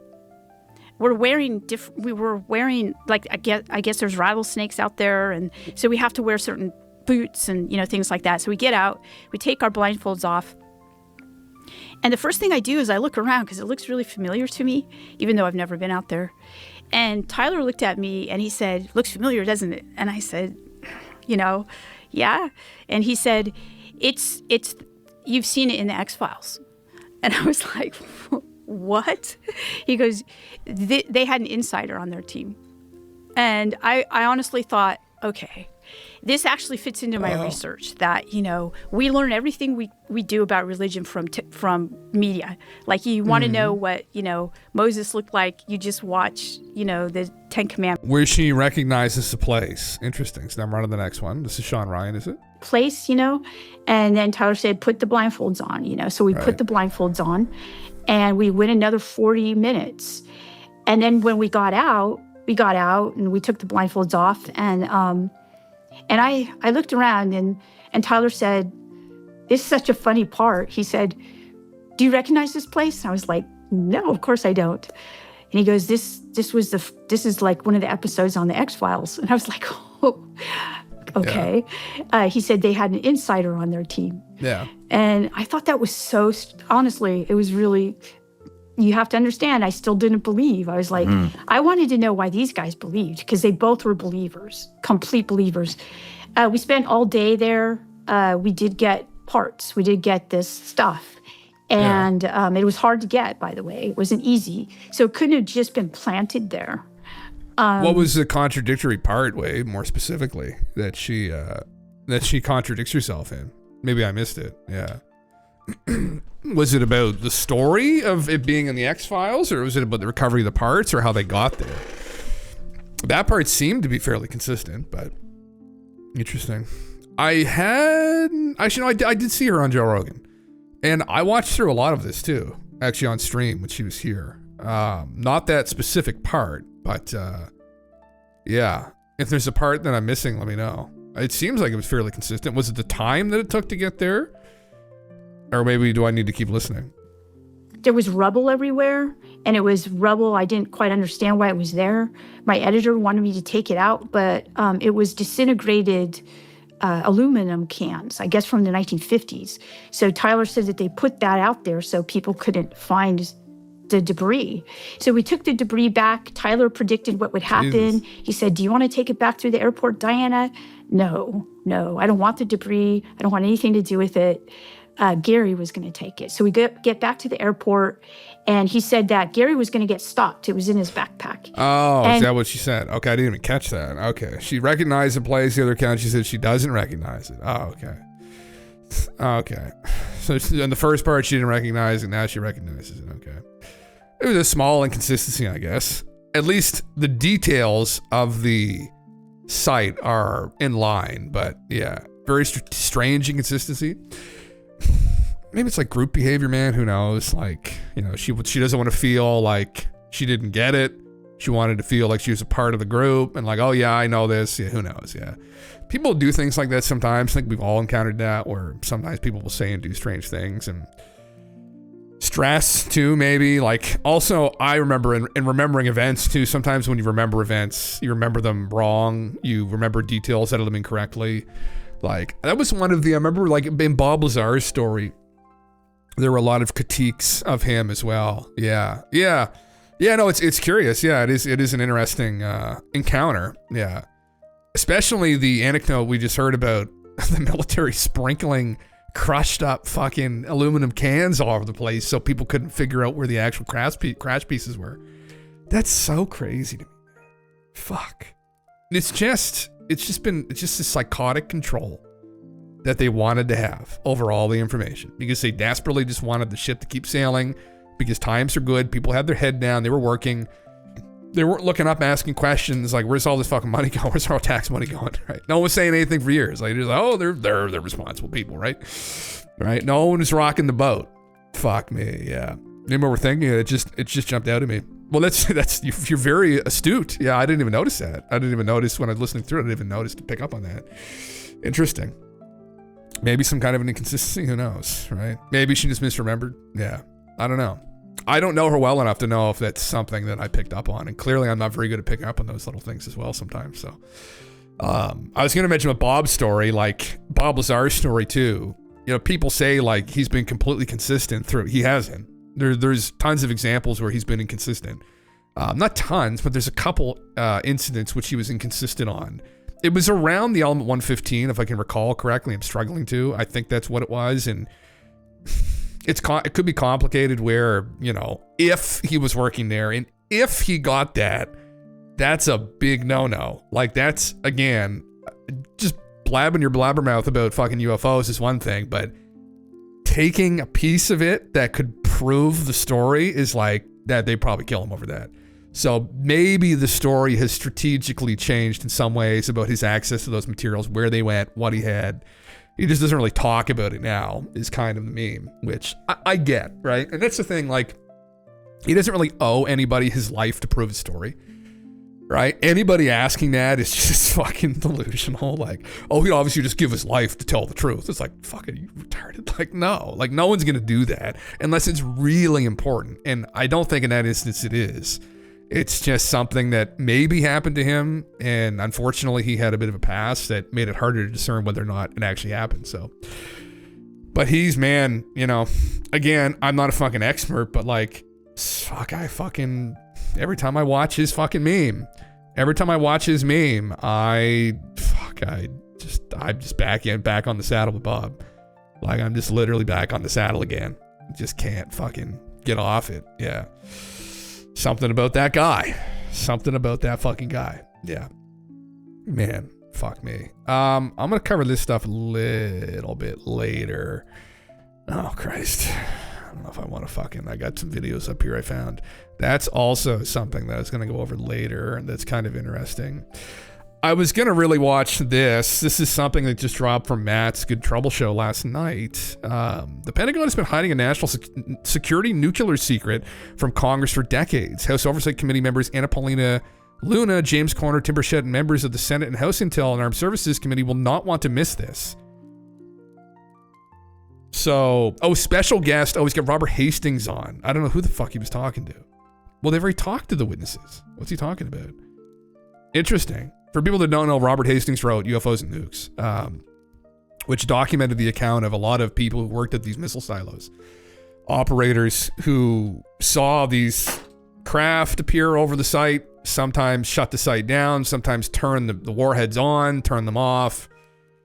Freaky shit. So, yeah, I was going to throw my soup in the microwave.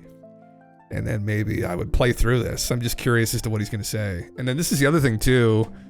I'm just eating up all this slop these guys are putting out, but top NSA official reveals darkest secrets of the deep state. It's probably fucking horse shit, but anyway, I could probably go off. There's some other things I want to go over later too. Atlantis slop, I guess. Ballback, and I think it's this guy wrote a kind of a dissertation here just a couple days ago. Archaeology exposed. He's kind of a world traveler, and I was excited to read through this and what he said, what he was going to say. So, refeeding us the slop, rather, fucking I try to chew it up pretty good, right? That's what I'm here for, I guess, right? Just to chew it up, spit it out. Anyway, I'll be right back.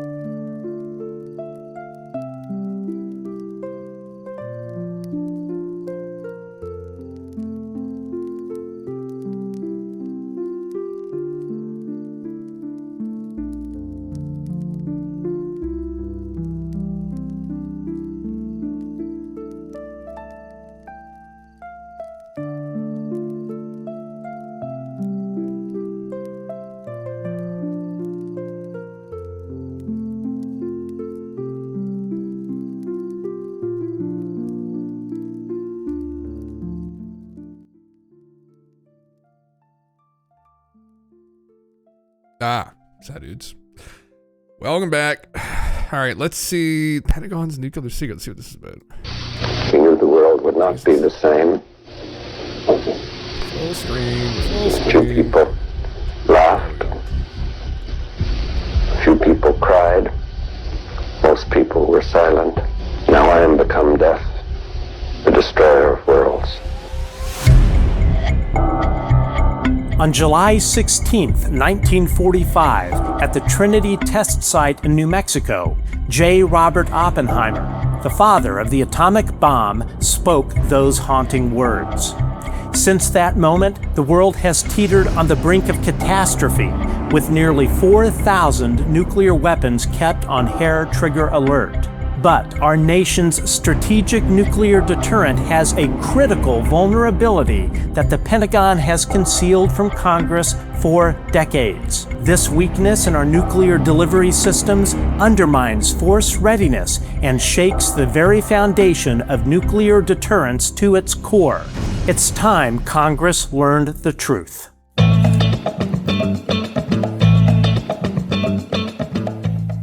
Hey everyone, I'm Matt Ford, and welcome to the Good Trouble Show. Almost the entire American public is unaware that literally for decades, unidentified aerial phenomena, or UAP, have been tampering with, disabling, or retargeting our nation's nuclear weapons, and the government has no power to stop it. Today, we interview the researcher who uncovered these unsettling cases. But first, please hit the subscribe and thumbs up buttons on YouTube, leave a comment, and let us know what you think about this episode. You can also find us on X at Good Trouble Show and everywhere else at The Good Trouble Show. You can also find us wherever you enjoy your podcasts. Search for The Good Trouble Show with Matt Ford. And as always, if you would like to chip in to help keep the lights on, you can become a Patreon member of The Good Trouble Show by going to www.patreon.com/The Good Trouble Show. Sign up and you can support. I'm glad we kept the relationship going.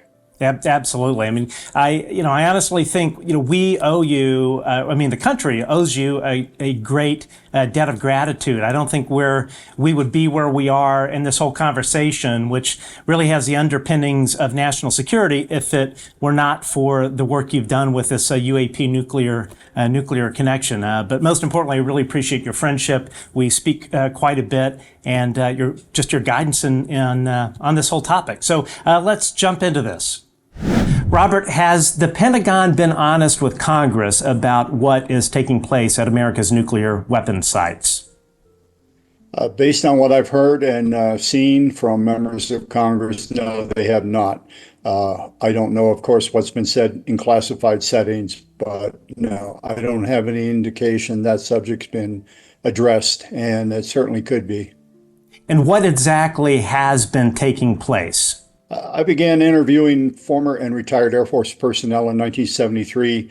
What they've described to me are, most dramatically, are incidents where UFOs have hovered over nuclear missiles, and the missiles either drop offline, are not launchable, or in some cases are actually temporarily activated, requiring the launch officers to disrupt what seems to be impending launch. Very dramatic incidents. And is the Pentagon covering this up, in your opinion? Oh, absolutely. No question. All of my sources say that they were interviewed by what are called OSI agents, Air Force Office of Special Investigation agents, and were warned about severe legal fines, legal penalties, and financial fines if they were to discuss this. Most of the people I've talked to wait a minimum of 20 years before they talk to me. And you've interviewed over 167 of these former Air Force personnel and officers. Who exactly are they, and do you consider them credible witnesses? They're absolutely credible. I did, of course, get documentation to corroborate they were who they said they were in the military. A document called a DD-214, which substantiates the type of work they did in the Air Force and the bases that they were at during what time frames. They're launch officers, nuclear missile launch officers, targeting officers, nuclear missile maintenance personnel, and missile security guards, security personnel. And we're talking about incidents at virtually every nuclear missile base in the United States, going back at least to the mid-1960s, early 1960s, actually, when ICBMs first came online. And I take it all of these Air Force nuclear personnel, they all held top secret security clearances? I think certainly secret, and I think some of them, yes, have top secret. I can't off the top of my head remember what the designations were, but they all quite clearly had high-level clearances. You mentioned following these incidents that they had to sign non-disclosure agreements with the Air Force Office of Special Investigation. Are you aware of any retaliation against these former Air Force veterans following, going public with this? For decades, I could answer no, that none of the people that I talked with were subsequently subjected to punishment of one kind or another. However, in 2015, I learned that one of my sources, who was a missile targeting technician at Ellsworth Air Force Base in South Dakota, when he talked to me and allowed me to publish his testimony in my book, I audio tape recording of what he told me. He, even though he was retired, he is a member of an Air Force missile veterans or brotherhood. And at one of the meetings, a retired general sidled up to him and said, you're going to pay for what you talked to about Mr. Hastings, with Mr. Hastings. So I won't go into the full story. I'm not going to identify him by name. So in one case, I don't know why he was singled out, but everyone else, to my knowledge, has not had a problem thus far. And what did these Air Force personnel tell you was occurring at our nuclear weapon sites, and how often was this happening? The most dramatic instances involved disc-shaped craft, usually hovering over either a launch facility, which is a missile silo, or a launch control facility, which is the underground capsule where the two missile launch officers actually operate a group of 10 missiles called a flight. And collectively, the stories that I consider to be the most alarming, most dramatic, involve these craft hovering over either one of those types of facilities, and then suddenly some number of missiles, either a single missile or multiple missiles, either drop offline, they're electronically impacted in some mysterious manner, and they're not launchable. If a president of the United States had ordered a missile launch against an adversary at that point in time, these particular missiles would not have been launchable. The other incidents, which are fewer in number based on the testimony I've received, but are probably more alarming, are the ones where the object hovers over a missile and the missile actually goes into launch countdown. It's preparing to launch, requiring the officers down in the capsule to flip what's called an inhibit switch that prevents what presumably would be the impending launch of the missile.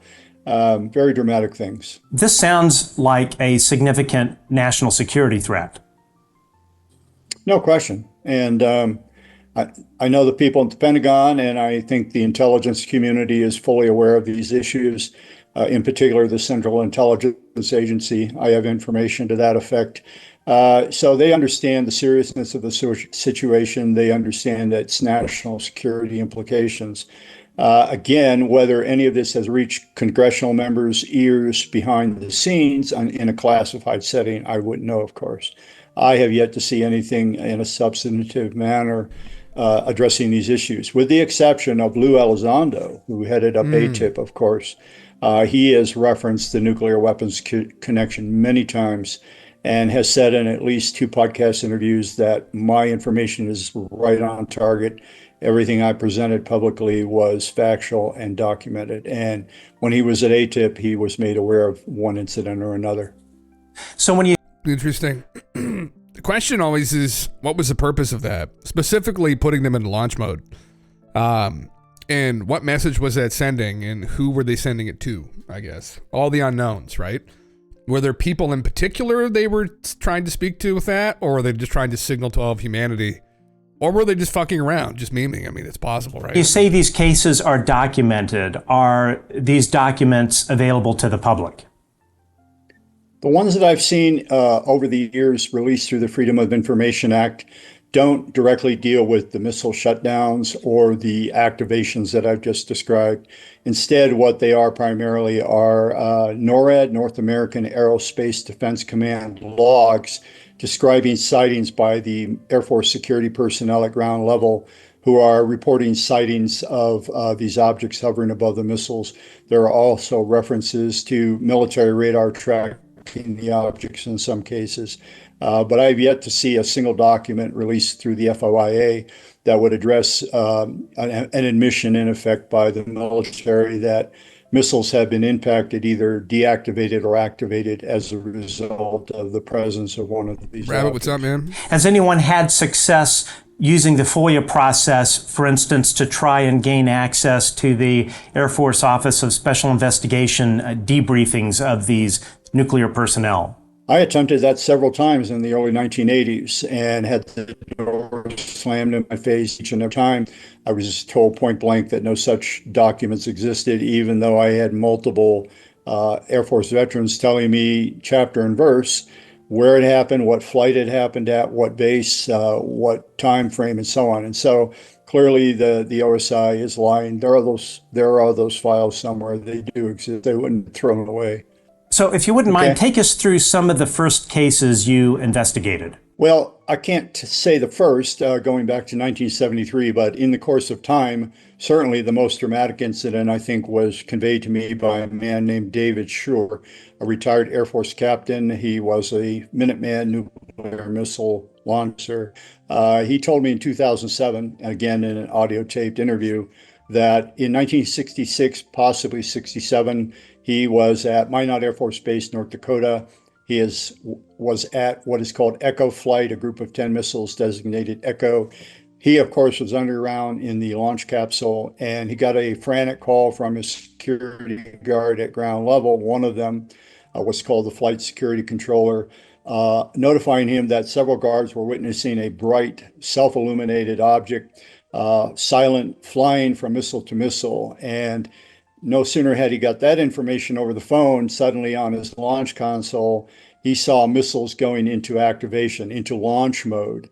And as a guard was reporting a missile being surveyed, let's say E6, I'm making that up, but E6, for example, he noticed on his console that the light indicating that missile was about to launch was illuminated, which would ordinarily indicate that that missile was preparing to launch. There's a procedure involving what's called an inhibit switch, where the launch officers flip an inhibit switch to prevent an unauthorized launch. And he describes, he thought maybe 6 to 8 of his missiles, of his 10 missiles, he had to actually activate that, what seemed to be an impending launch in each of those missiles. Obviously, tremendously dramatic information. If they had not been successful in disrupting those launches, conceivably that could have been World War III. Hearing that story, I would imagine the launch control officers, when they were relating this to you, this sounds like this had to have been a terrifying experience. They were utterly terrified. Again, to their knowledge, had those missiles actually been airborne and heading toward the Soviet Union, it's quite conceivable that would have been the beginning of war with the Soviets. So they were just, shaken to their core. Now, Captain Schur told me that when his shift ended and he went back to Minot Air Force Base the following day, the operations officer for his squadron, as he thought he was going to be debriefed, came up to him and said, nothing happened, nothing to discuss, go home. And what Captain Schur speculates is that other crews had arrived back at the base earlier in the day. Everyone was aware of it. All of the launch capsules, 15 in number, were linked by a communication system. So everyone who was a launch officer was aware of what happened. And he suspects that other officers arrived at the base prior to he and his commander arriving. And therefore, the base they'd already engaged in debriefings of the other people, which is why they just told him nothing to say, nothing, go home. It sounds like the Air Force did not want any of these personnel that had these experiences. It sounds like they didn't want them to even speak about these cases amongst one another. They were told point blank not to. And virtually all of the sources that I've talked to, either targeting officers or launch officers, said that when there were these kinds of incidents at various bases in the 60s, 70s, 80s, 90s, that they were, usually called in as a unit, as a group, and told, this is, national security, top secret. You do not discuss this, even with your partner, the person that was down in the launch capsule with you. So that's I've heard the way that, the Air man. Force handled it. Did any of these launch control officers recount what their debriefing was like with AFOSI, and who was in the room when they were recounting these incidents? The majority of them, if I recall correctly, described that both the squadron commander and the OSI agent, the commander basically set up the meeting and at some point handed it off to the OSI agent and basically. Yeah, that's crazy. I mean, it's a question wave. It's what was the purpose behind it? I don't think we're going to be able to understand it. That's the only problem. Where was it? Because obviously this went up the chain of command after it happened. So who were they speaking to? I mean, what were if they wanted to provoke nuclear war, they would have done it, right? So they could have probably just flew them all out anyway, right? Or at least they could have gone en masse and sent them all out at once. So it may have been a message, is what I think. How Robert and some of these other witnesses to this took it as in the end. Maybe it was a message to the elite to just be careful. We can shut your missiles off. And this has happened before with oh my god, I always get Robert Hastings and this other guy confused. Robert Hastings is a journalist who did UFOs and nukes, and the other guy is a drama teacher, but he used to work in the military. And he's a professor of drama now. I forget what his name is. I think it's Robert something. But he was privy to a video. They were flying like a test flight of this nuke. It was a dummy warhead, but they had sensors in it. And supposedly during, I think it was Lou Lozano who talked about how this video does exist and he's seen it, right? Supposedly. But that this launch happened and then an orb, like ball of light or an orb appeared. And these two beams hit either side of the warhead, and then it either blew up or it disabled it. I can't remember. I think it just disabled it. But this orb showed up and disabled the test of the missile warhead. And again, it was like they took it as they can just shut these off whenever they want. I don't know what that's supposed to mean. It's for us to kind of conjecture on it. But we're never going to know, right? Just scare tactics make us realize that we're not in control and to diffuse. That's kind of, I think, the consensus there and that people have taken from it. In that, stop the war drums and stop stressing out all the people and focus more on, maybe educating the population. No idea, yeah. Fuck. Are you thinking of the guy who was on Larry King? Yeah, fuck. I forget what his name is, man. I think it's also Robert something. I forget what his name is, but yeah. So it took the payload completely. Did it, Aaron? I don't remember what happened. If it blew it up or if it shut it off or what, but it did something like that. And he was witness to it. The video has never actually surfaced. There's been recreations of it that have been called the video, but anyway.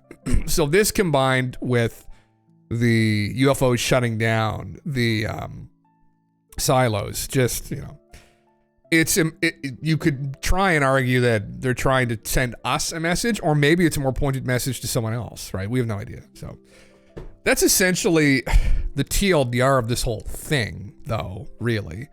So I don't know, he's got another 50 minutes, but what are the other parts that they cover? Is there more recent incidents? That's what I'd be more curious in, is if there's more recent incidents that have happened. I don't think Matt goes through. No, it's a transcript. No, he didn't put any timestamps. But anyway, yeah, that's TLDR on it. But we can look this shit up ourselves anyway. We don't really need to sift through and listen to these stories again. Some people have heard them time and again. So this guy, oh my god, what a flashback this is.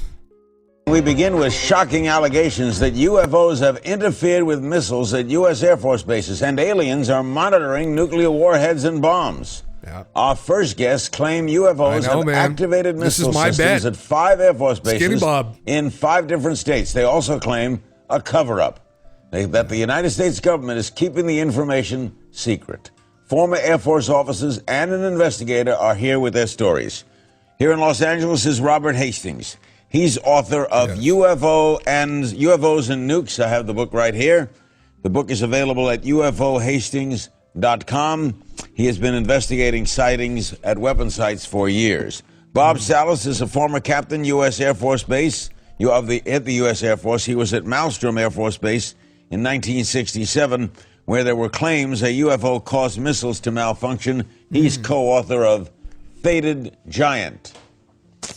Bob Jameson is with us, former U.S. Oh, we got Robert.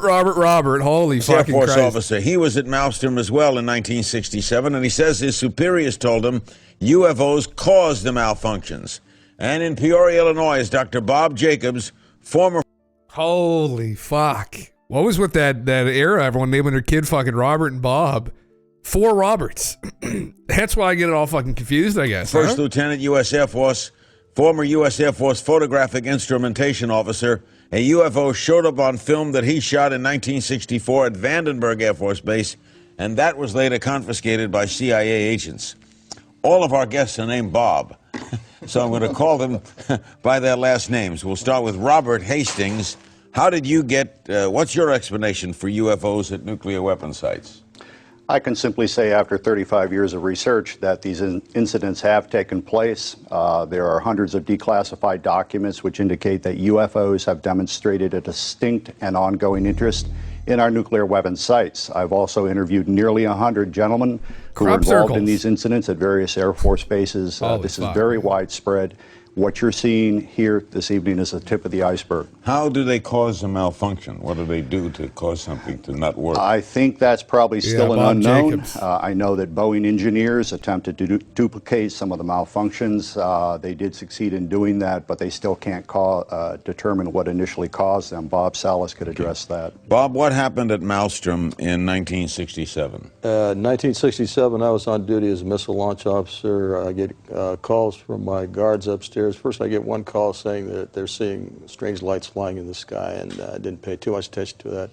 About 5 minutes later, the main security guard, the flight security controller, calls down, says he's looking at a glowing red object, Which large, one's the hovering skinniest? over the front gate. That's a great question, actually. He wants to know what to do. I tell him to secure the facility. We hang up. I go to tell my commander. So within seconds of that call, my missiles start shutting down. There's a recreation of Bob Jacobs. Losing all 10 of them. You didn't see the object? I didn't see the object because I was obliged to stay underground in the capsule. By shutting down, we mean what?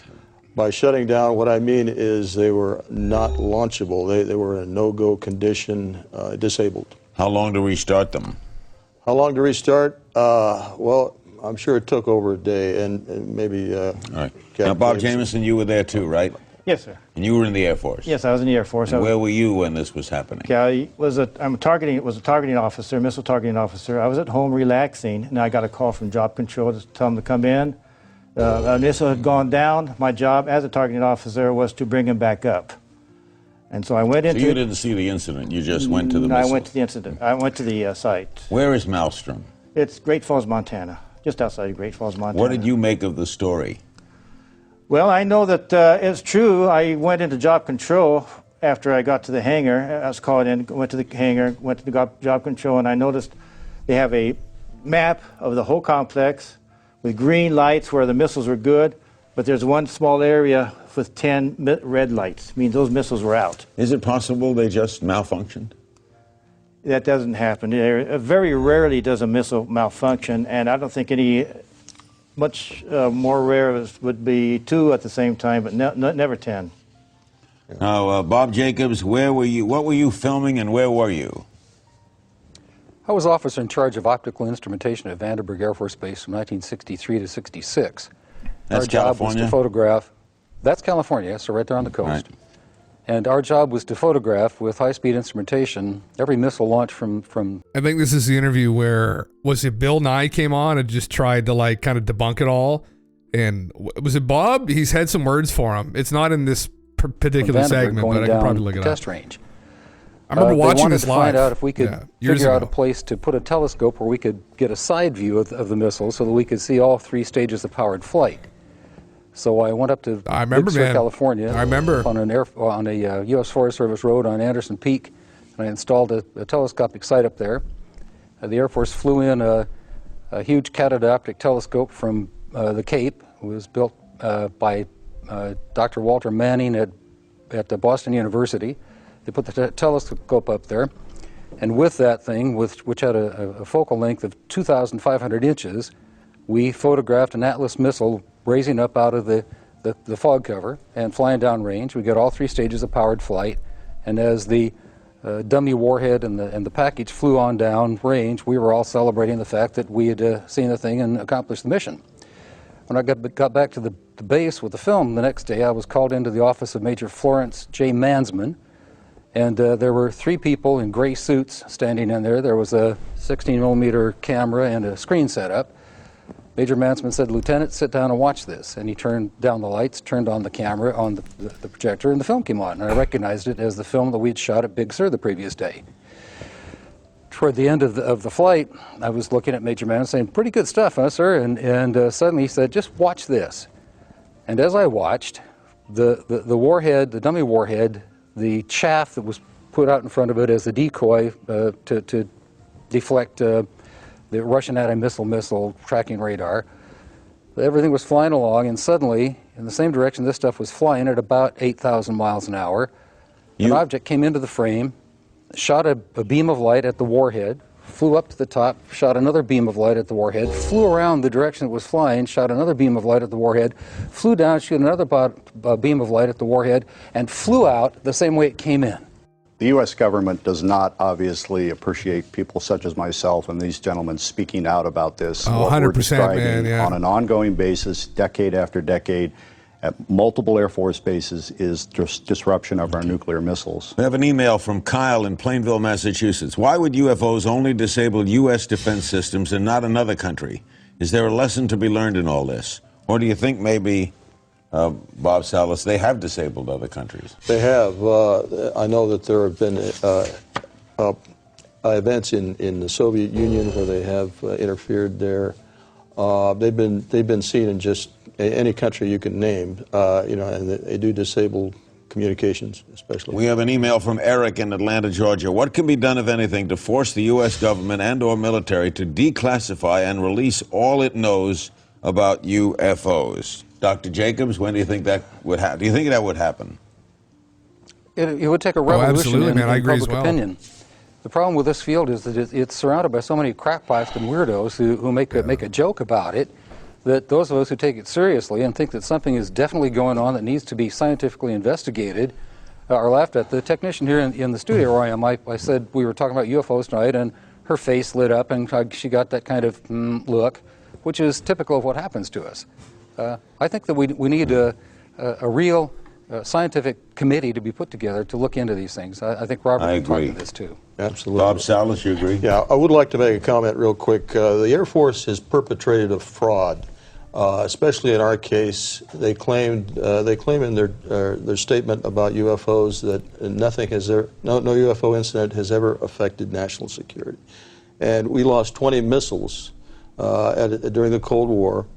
They also stonewalled the Condon Committee at that time. The Condon Committee had heard about our incident and were told to go away. They said they were told that no UFOs were involved. And then the Air Force turns around and uses the Condon Committee as a reason not to further investigate UFOs. Robert Hastings, in doing all these shows, what confounds Jesus me Christ. is, if all this is true, what are they afraid of? What's the government afraid of? Victor Marchetti is a former high-level CIA official. He wrote the book CIA and the Cult of Intelligence in 1975, bestseller. CIA tried to prohibit that being printed. Victor Marchetti, in 1979, wrote an article regarding what the CIA thought about UFOs. He alluded to rumors at the agency of crashed UFOs and the recovery of bodies of aliens. More to the point, Victor Marchetti said that, in his view, as an intelligence analyst, he thinks that the power structures, the elite, the status quo people in every country on earth who are in on the secret are really trying to maintain their own power and status and don't want to rock the boat. Email from Christian, Brighton, Colorado. When is the Air Force going to stop lying to the people and finally tell them the truth about alien visitation? The American people are paying their salaries and they are supposed to defend and respect the Constitution of the United States of America. Bob Jameson, do you think we'll ever see it? Do you think we'll ever see an Air Force official, Secretary of the Air Force, come on and say, here's the story? Perhaps through more programs such as this, we can get the public tuned to the fact that are UFOs. They're not going to hurt you, I don't think. They haven't hurt anybody that I know of. Well, brother. And I think that they're perhaps through more programs such as yours and such as these people are bringing out. And a government investigation. And an open investigation. There's never been one, right? Right. Not really, no. I mean, in 1968 was the last congressional hearing on UFOs, 1968. 40 years. 40 years. We need another one. We need a strong one. 2008, this came out. Interesting. Yeah. I would have been 18 then. The Gumbit can't admit their nefarious deals with the Skinny Bobs. Acknowledgement leads to finger pointing. Well, man, that's a claim some people have made, right? That we were just going over that last night. People that may not have been here, but we were reading through a schizo story where this guy posted on X, which is on the 4chan boards, and he claimed he was from Tunisia. And he had dealings with one of his neighbors, was this ex-military guy who built some thing in the side of a mountain. It was a crazy story. But, Jesus Christ. You're just reading through those. You're like, fuck, I hope that's not true. He just talked about how he moved out there recently because he had heard there was going to be some deal that ends with the aliens. I have a hard time with that one, though. It doesn't make a lot of sense to me. And that if we didn't join the Galactic Federation, they would like fuck off and leave us to the bad aliens. And I was like, oh my fucking God. But we've gone over all the memes here. I mean, this narrative has kind of gone around the last year and a half that people think there's something the government knows about some impending arrival. I mean, I don't know what to think all of it anyway. So I just cover it and humor it because it's a meme in the space. But, yeah, it is fucking crazy when you think about, like, posted, July 2008, man. I mean, that's, holy fuck, almost coming up on 20 years ago, right? Oh, God, just fucking craziness. And we're still pushing. I mean, we've had some movements forward, but, man, not to the degree that I thought we would have had. I thought back then by now we would have had some kind of an incident, right? Like, that revealed them, but I guess not. Oh, God, this guy's videos. Sometimes the last one was kind of interesting, though, actually. I wonder what this is about. Oh, this is about something we've already watched, probably. Yeah. You're just not as intrigued by the saucers as I am by the triangles. It's something about them.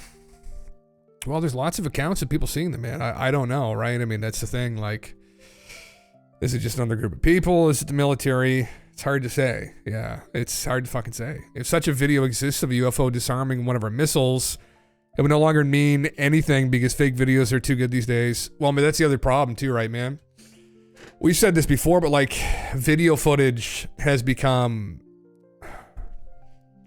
It's hard to say. If they were able to prove that it came from, like, I don't know, the 60s or the 70s or even more recent, maybe it would still be intriguing, like a high-resolution capture of, like, a UFO. But in the age of AI videos, I know, man, it's sketchy as fuck. Like, if someone's born in 2008 and he's 17 now, holy fuck. Yeah, I was 18 then. Yeah, I'm going to be 35 here soon. Yeah, I know, man. Crazy. It's fucking crazy. Yeah, I remember watching that. I remember I would argue with my dad about it all the time, too, because when he was around, he was very skeptical of the whole thing. He was a good guy. He was a smart guy, but he had bad arguments. He would always go, oh, Jim, the distances are too far. And I'd be like, oh, my fucking God. It's over before it even begins, like then. But, yeah. Starship 2 Flight 8 launch in about 10 minutes. If you're interested, oh, fuck, there you go. You're 41. Fuck yeah, man. Time flies, though, one way or the other, right? Here we still are, everyone. Oh, fuck. 8 minutes. See how she goes, I guess, yeah. Man. Yeah, it's fuck. And I think that's why people get hyped about all this talk that something's going to come. Something's coming. Hopefully it comes. Because people just get caught up in this meme that, oh my God, we're finally going to know, finally going to find out, but for some of us who have been listening to this and going through these claims for years, it's like you just get so jaded, and it's kind of where I am too. I mean, I started doing this because I covered Dave Grush on Twitch. I was streaming his News Nation special, and his fucking headset, man. And anyway, I was just commenting on it because, I mean, it's exciting, right? I talk about this stuff all the time with people, but like my honest take on the whole movement is like, I don't have a lot of faith it's going to come through government. I think there's too much bureaucracy. I think what's going to happen if it actually spills out is, unfortunately, it probably will be a leak of some kind that happens from maybe a group of accredited people who finally are just fed up. And, you know, if there's something that's going to happen, all the more reason to fucking say something. And again, not encourage illegal things, but, you know,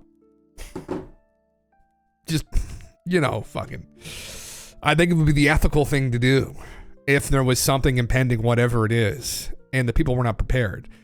And I don't think probably people involved with the military industrial complex, with the aerospace companies that have hard data, I can't imagine they have a lot of faith in government right now either, right? Anywhere in the world. So if we're going to leave it to these fucking dinguses, really, good luck. Good luck, right? And it's like, oh, it's cool to chain of command. It's like, well, it does, but like, how bad are things really as well? I know Lou and all these people want to try and lessen the blow as much as possible, but man, I just don't have faith it's going to get through. You're going to be sitting here, we're all going to be skeletons in the closet. And again, time may be of the essence too, right? So, yeah. Give me the full-on invasion. Oh man, there's a lot of people right now, right? Where's the countdown at? Oh, right. It's right there. 7 minutes, yeah. Yeah, fucking know. Yeah. It's a chore, but it's old ground over and over. Drift disclosure, grifters and their books and bike seats, sabotage everywhere. Holy fuck, man, yeah. That's why I can't listen to Steven anymore. I'm just fucking done, yeah. I'm old enough to remember Roswell documentaries from the 1980s. Same conversations, some unanswered questions. Man, I know. Yeah, invasion would undeniable for sure, but if they showed up in large numbers, I doubt it would be for anything good. Well, that's the meme, man. And like, I don't know. It hasn't happened yet, but that's not to mean it's never going to happen. So just have to, some people are going to buckle up. I'm not going to buckle up anymore. We are going through the windshield, doing 120. Because I personally think, and not that I'm someone that would like openly advocate for a catastrophe, but there needs to be a little bit of a there needs to be a little bit of a shake-up, right? And I think that's what we desperately need. We get a 2-for-1 deal, right? All the corruption gets unveiled. Turns out that there's all these, you know, bureaucrats and wealthy elite that are involved in hoarding this tech from humanity. They didn't have good intentions with it. They had no intention of ever trying to tell anyone about it. They just wanted to weaponize it. They wanted it for themselves. And I mean, then we also get a disclosure that we're not alone. And then we can deal as a society with these people, thanks to this reveal, and then also try and focus in on what can we do with this that's positive. So that's my hope. But whether anybody's listening out there that has that ability, they'd have to organize themselves. They'd have to be really prepped and prepared, and they'd be up against a fucking wall, right? But there's a couple chinks in it now, so yeah, probably. But if they did show up in full force, that would mean they were worried that they could be defeated. Another way of looking at it, maybe, man. Yeah, we have devastated this planet's ecology. They would show up to clean house, if anything. A little reset, right? A little flood. Little floods that happen periodically. Why is that? Yeah. If they wanted us dead, they would just poison the water supply with some tin-jetted virus. Yeah, we would be toast. Yeah, that's kind of it. That's probably it, man. I know the idea they're going to actually physically land and get rid of us. They wouldn't even ever need to even touch us when you really think about it, right? There's so many other ways they could probably deal with us from afar. So I definitely think that what we're dealing with, in my personal opinion, I think what we're up against here isn't just UFOs. We're up against reality itself, right? We got to ask the right questions here around this phenomena, which is what philosophy does. But, what is this phenomena? What is reality? How is it related to reality? Will it allow for an unfurling of reality? Like, will that become part and parcel with it? I guess I should say. That when we learn about the aliens, we also learn, like, for instance, as I meme here, like we're in a simulation or something, right? Like there's deeper truths that come along with this, and that come along with dealing with and conferring with very advanced civilizations. I mean, they would know things that we don't. They have the FTL. They traveled from afar and got here. We have no idea how to do that. At least they'd be like 100 years ahead of us, or some multiple of that. So I think for that reason, maybe, and you can even look at the fact that we have these anecdotes and there hasn't been some kind of a totalitarian takeover by, alien space pirates. You might be able to look at that and say, well, that might speak to what's actually going on. And that it's maybe not wholly negative. It doesn't necessarily even need to be negative or positive. They could just be neutral. There could be a prime directive in place with us. We could be living in a fucking simulation. They could know that. I mean, I'm betting on that personally. I'm betting that deep knowledge of this will also unveil that reality. And it's my bet. I don't know that, but that'd be my bet. Yeah. But if they really cared about this planet, they could have interviewed at the start of the Industrial Revolution. Yeah, well, this is the thing too, Wave, though. We have to think about, like, what is this? What are we in, right? And I think, I definitely think we should be better stewards of our environment, but depending upon the nature of reality, we could be the reason for everything, really. And I'm talking about conscious beings here, which we are, self-conscious beings. So that this is kind of like a playground of sorts. That maybe doesn't give us the excuse to mistreat it, but ultimately it's for us to deal with, right? We can delegate people to clean it up. We can ignore it, right? It's our problem, essentially, right? It's our crib that we're playing in. And they're just playing schoolyard monitor occasionally when we threaten to fucking destroy everything. Hence the nuke meme with Hastings and all the Bobs in their nuke meme, right? That would be something that would threaten everyone's experience. But then, pollution can too. So spiritual simulation of sorts, man. Well, however we want to look at it. I mean, we're all just trying to use language to wrap our heads around these very complicated topics. And the thing about that is we probably just won't be able to, right? I mean, if we're in some form of simulation, we're using our brains to think and reason through this, right? Whatever consciousness is, we're stuck here within it. So it'd be like World of Warcraft characters trying to like figure out that they're in a simulation. They're within the game. They're never going to know with complete conviction they're in a simulation. Maybe they look at maybe get down to like, material reality and see that it's information based, which is what some people suggest now. And then maybe that could infer that there's some kind of simulation running ultimately, all of physical reality and then us, right? And the only thing that's real is consciousness, right? I have something up from ChatGPT. Read this actually. So yeah, carbon in the atmosphere can eventually settle out. Eventually radiation from thermonuclear weapons on the other hand. Well, that's the thing, man. Yeah. Maybe they wanted to see if we would evolve in a good way and not be riddled with the 7 sins, which seems to be how we have evolved. Like they give us a chance, but we shit the bed. Maybe, man, maybe some of us, right? I mean, that's the thing too. Like, I think there's a group of people definitely that have created a problem here in the last 100 years. And I'm not implying one particular group or anything. Like there's a group of elite people from probably a very broad background, right? So it's contending with them. And I think they're the problem. Not like to start this eat the rich meme, because that's not it either. Because the guy down the street who started a vape shop 20 years ago and now drives around in a Land Rover, like he's not the fucking problem. We're talking about people playing this chess game, right? This geopolitical chess game, whoever these people are, so launch on hold. Oh, for Christ's sake. We just watched this. They debated us. Yeah. I think every advanced civilization has come close to wiping themselves out. It's part of the development. They're just guiding and stopping us annihilating ourselves until we become advanced enough to join the Federation. That could be it, yeah. You think it's bigger than just the Galactic Federation of Light. Those guys are just seceders. The entire universe is simply vast, and we are too arrogant to think that we are the only NHI. Yeah, man. I mean, and for me, as much as we can meme on this, it's one of those things, even the aliens too, right? I mean, we'd all be within this. So we're all limited to some degree in actually knowing with complete conviction what we're dealing with. But maybe they've cracked some kind of a code where they do know with conviction we're in a simulation. I don't know. For anybody that goes through the woo, and some of it is worth going through, absolutely. This is talked about. So if there's anything to those stories, that's an interesting coincidence. That's what they talk about. They said effectively, like here, you're just containers. The human body, it's not what we're concerned about.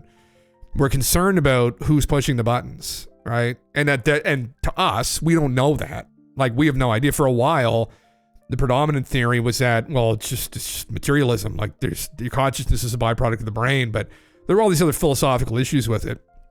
And now there's some people in quantum physics that are delving into this and are putting forward these other possible explanations that, well, okay, what is reality ultimately? And they get down to the bits and pieces of it, right? Quirks and quarks, and they behave very strangely. And then there's these theories that people have put out there like Tom Campbell supported, among other people in the field, that maybe it's information-based ultimately, and that accounts for its strange behavior. And then if that has all kinds of crazy implications where we could very well be in some kind of a simulated reality. But that's just our analogy to try and wrap our heads around it. Like and this is interesting too, phenomena, in that we have mirrored these kinds of simulations as well, possibly.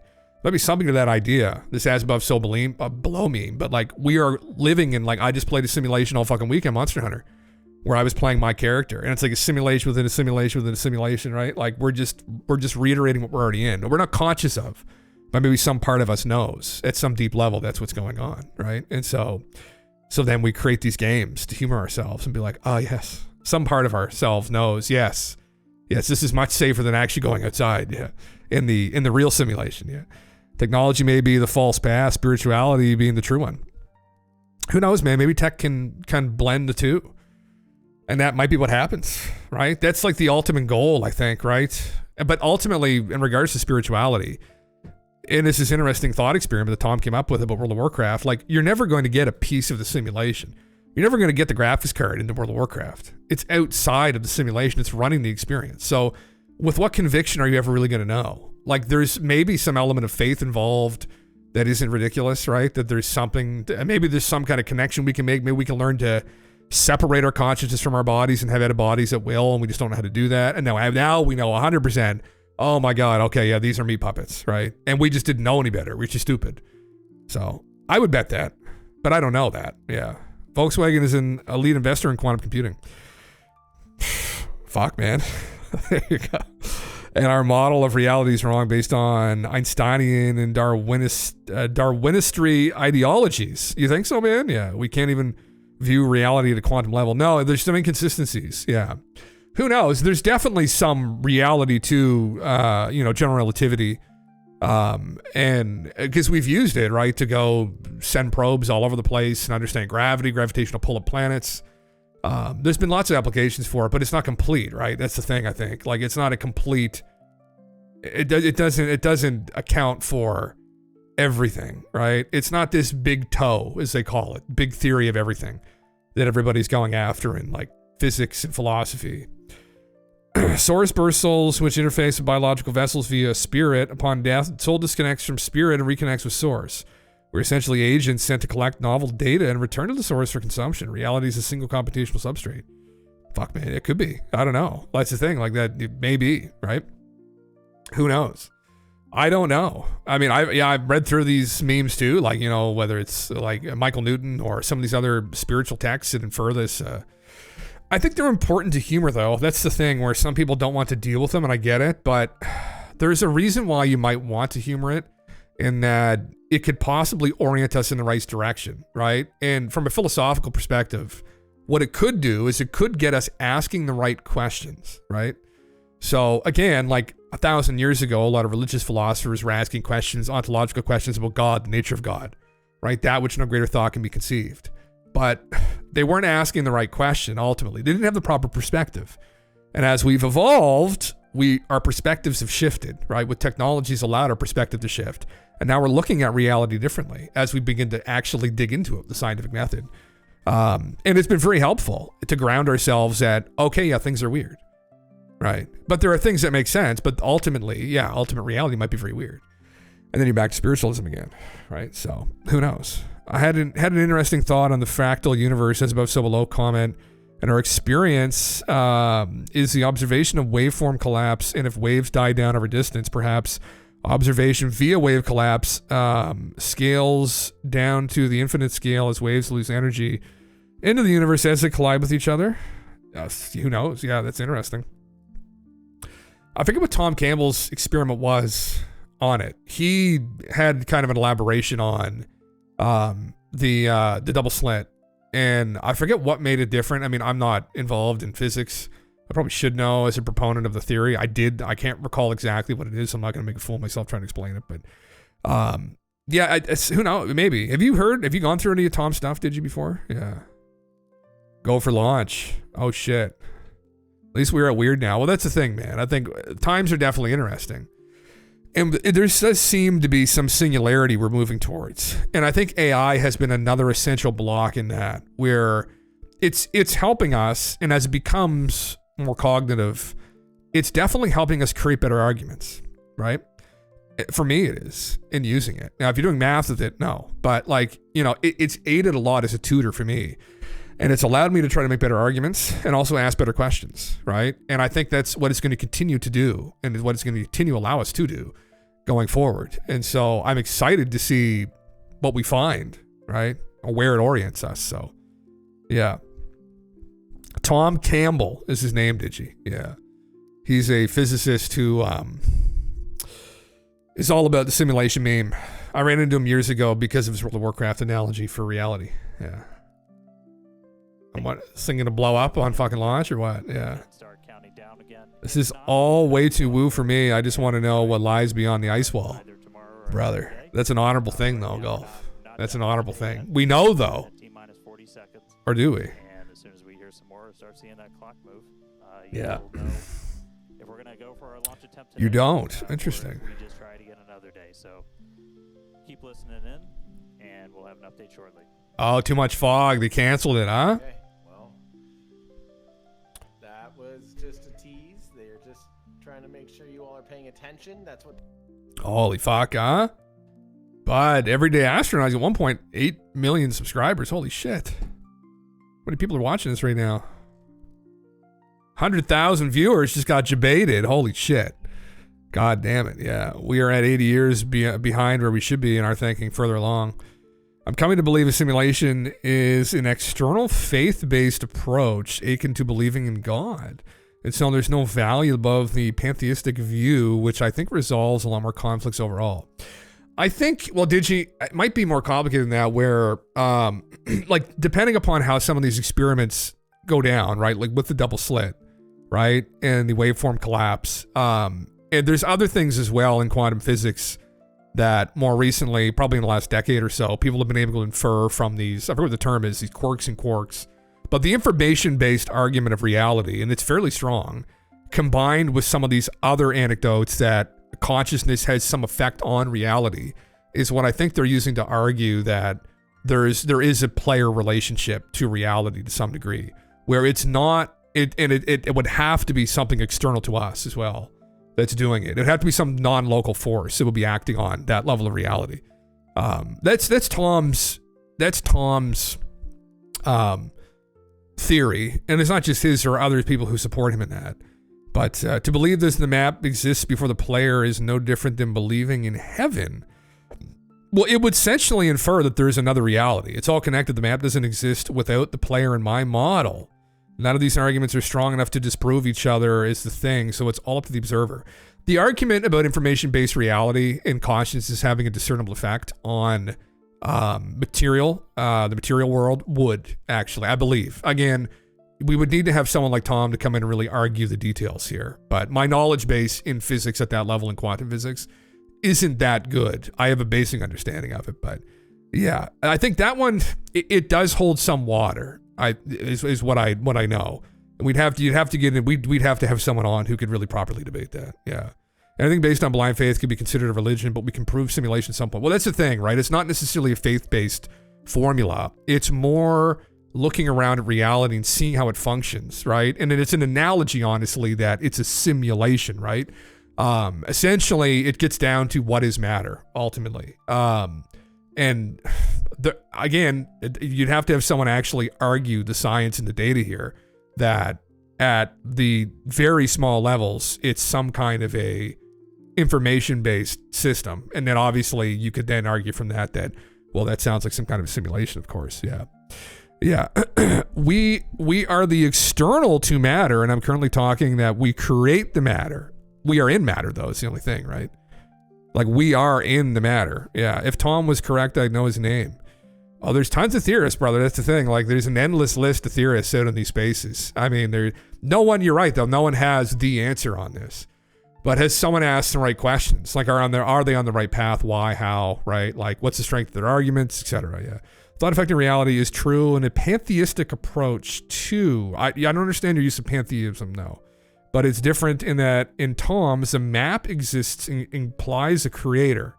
It would imply that, yeah, something created the simulation. Yeah, the pantheist view says we are the creator and aligns more with the map being the product of a collective unconscious. What infers that though, I guess? Like, this is ultimately we don't know. When we get to like these deeper ontological conversations and arguments about reality and who was involved in creating it, we are having some discernible effect on reality. I think there would be some external element to ourself though that we're participating in here. So launch canceled. Yeah, I just heard that. Flindible's dad would have known the answer. He's like, yeah, we are in the matter is something I debate. We create the matter through our consciousness. Well, this is what I have up here. Where the fuck did I put it? Sam was having a conversation relevant to your point. Let's talk about this. So relying on only your own first principles thinking and not giving much weight to what you've read. What do you personally, as ChatGPT 4.5, think is consciousness? What do you think? Is consciousness the only thing that exists, or is that materialistic universe also real? Please try and answer as clearly as you can. So this is what this new model of ChatGPT said. Relying solely on my own careful first principle reasoning and setting aside any external philosophical frameworks, here's my clearest personal stance as ChatGPT 4.5. What I personally think, consciousness definitely exists. This is undeniable since all experiences directly proves awareness itself. Matter or material universe is always inferred indirectly through consciousness. We never directly observe matter independently, only perceptions appearing within consciousness. Yes, because consciousness can easily create structured experiences as demonstrated clearly by dreams, imagination, and simulations. An external material universe is not strictly necessary, which is your argument, did you? Yeah. Given that matter is never directly experienced independently, it seems logically simpler and clearer to conclude that consciousness alone truly exists and the material universe is merely a consistent experiential creation within consciousness itself. The problem, I guess, would be maybe like, how do we together all create these objective things in reality? We're getting into like some deep philosophy here too, which, yeah. Let me go through it here. I saw it creates it. In both cases, thought affects the observation. We can't prove if there's pre-existing existence, no. Or if existence is tied to creation as the thing. For context, I'm convinced Jesus knew something and that he was trying to explain it, and when I align with that, the kingdom of God is within. Aligns totally with a more pantheistic approach to these things. That's interesting, yeah. About time we stop fighting battles in other people's sandboxes. Yeah. You got words on this, yeah. So I do need the stream knock test. Oh, hey, I'm not banned anymore. No, you're not banned, obviously not. No, it's the thing, like, you should obviously be able to have conversation. The thing about arguments is you get into arguments with people to come to deeper truths, right? In philosophy, they're after objective truths. You're to learn more. It isn't like my theory versus your theory and I'm right and you're wrong. Like, that's not the kind of thinking that we need. It's you're just trying to understand what's going on here and trying to steelman each other's perspectives as best you can so you can go at that argument in its strongest form. So if you think there's something wrong with it, right? When you go at it, you'll collapse it, and then people may be seeing where you're coming from, but like, oh, that makes sense, right? So we're after objective truths, yeah. Anyway, yeah. You're ordering Indian, what should I get? Butter chicken. Didn't even think about that. just butter chicken, brother. Fucking butter chicken, 100%. Yeah, fucking some man, yeah. Political war, uh-oh. U.S. pauses all military aid to Ukraine effective immediately. Oh, Jesus Christ. Great.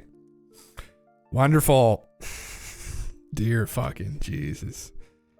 He almost gave a fuck. Holy fucking Christ, yeah. It's your basic bitches. Get a Vindaloo.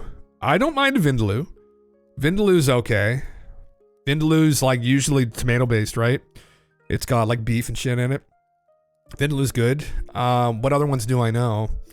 I'm gonna embarrass myself now. I've eaten at this local Indian place for, oh my god, fucking like 18 years. Korma, chicken korma is good. I like korma as like a kind of a mellowed down butter chicken. Butter chicken can be a lot. Like I regularly would leave that place feeling like I'm gonna puke. But I kept doing it to myself because it tasted so fucking good, right? Like sometimes I did even puke a bit, but it was all right because it was still great. Yeah. Yeah. According to translations in Aramaic or Aramaic, spirit actually means breath, which changes a whole look with an angle. It could, man. Yeah, that's very interesting. Yeah. Interesting. that which gives life, right? Oxygen.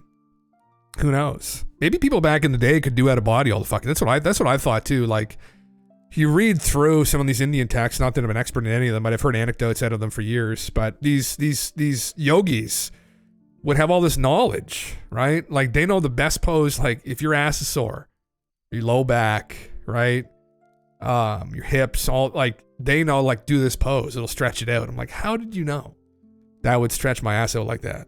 Or my legs or my hips or whatever, you know? Like, how did you know it would hit that? And it's because they sat around all day just getting high as fuck, thinking about this shit. But maybe also accessing other realms, metaphysical realms, through out-of-body experiences, right? Accessing the Akashic records. I can't do it. It's one of those things. I can't do it on command. I haven't really ever been able to do it, so. Fuck. You go with the biryani. Is it just the rice? Oh my heavens. That's sacrilegious where I come from, Bones. You must get a curry of some kind. Yeah. That is just rice. Yeah, it's rice biryani, butter chicken, curry veggies, a bunch of pakoras, and a meat stick thing that's spicy fuck. Yeah, they have those here too. I don't know what it's made out of. They give me lamb sometimes. Fuck, I hate lamb. It's so gamey. Like a mint sauce, and I always spit it out. I always try it, and I always spit it out. I'm like, oh, leave it on the plate all chewed up for the guy. Fuck it. I try every time. Yeah. It's made out of Indian food is what it's made out of. Fuck. Take out comment number 1. Oh my God. Oh, that's it there. Order now, Atlanta. Planet, Bombay, and Indian Casino. 4.29. Only 9 ratings. Oh my heavens. Yeah, the place in my city is actually really good. The guy kind of westernized it a little bit. A lot of people come over from India and they're like, oh my God, this butter chicken's great. They're like, if you go to India and get a butter chicken, it's not good. It's spicy as fuck. Like, it's not what the westernized one's very different. I've heard that. I've heard that from people who are from India that said that. The other thing that the Indian people do too, which we greedy Westerners don't, is they share their dishes, right? Like they'll walk by our table and we'll each have a butter chicken, like the boys. And I'm just like, what the fuck? Like, why wouldn't each of you get a different curry so you could like each have something different to try? And it's like, because we're selfish fucks here. We don't share things. They also will sometimes use their hands, which I'm not about. I will use a fucking spoon, but lamb tiki, yeah. Brother, but think about it though. Why wouldn't we share and get different things? And every time I see Indian people in that restaurant, they're all sharing. And then I look over at like our table and I'm like, fucking Christ, like. And then I'll ask somebody. I said, "Oh, Rick, can I try something?" He's like, "No." Like, why would you put your dirty spoon in it? I'm like, shut the fuck up. Like, look at this. Look at these uncultured fucking people, right? Like, so I just take a handful of it. Put my fingers right in it, right? Just I looked across the table, grabbed just a scoop out of it, and put it right on my fucking table, my side of the table. I said, go fuck yourself. Yeah. Anyway, whose family is all Sherry's like that. Yeah, they have a rotating thing for their table. Yeah. A lot of cultures, man. Asian cultures, Indian cultures, Chinese. Yeah. Yeah, I know. Like the hot pot experience, right, man? Like, same thing. It's fun though. Like if you've been out with people and like had that experience, you're like, oh wow, this is actually fun. It's not some like structured thing like, oh yes, just they have their appetizer and my meal. It's like this communal thing. Where like, oh well, try this. Like you're all talking, you're having fun. You're not just like your head down, just shoveling this food down your throat as quickly as possible. It's like a social experience. It's part and parcel with us losing the hearth. Right? We all used to sit around the campfire and grill meats together and hunt monsters. That's why I love fucking Monster Hunter. Sit around the campfire, grill meats, hunt monsters, tell stories, listen to the village elders, right? Sometimes trade them for beast gems and whatnot, if you've got the tickets. Word Drinker, what's up, man? Good morning. Good morning. Yeah. In China, the individual is less important than the whole. In North America, the opposite. Yeah, man, that's literally the modus operandi. You agree two different. Sharing's the only way. Man, absolutely. I think that too. Like pizza too. We get pizzas. Like we'll have some game nights sometimes with the guys at whoever's place we're at. I'll just get a bunch of pizzas. It's like, oh, like what pizza am I getting? It's like, we're going to fucking share the pizzas. Cause like, I want to try a flavor of that. I want to try a flavor of this. It's like you share. It's better, right? You get you get a fulfilled experience. You're like, you get to taste everything. Sometimes you spit it out. It's all right, right?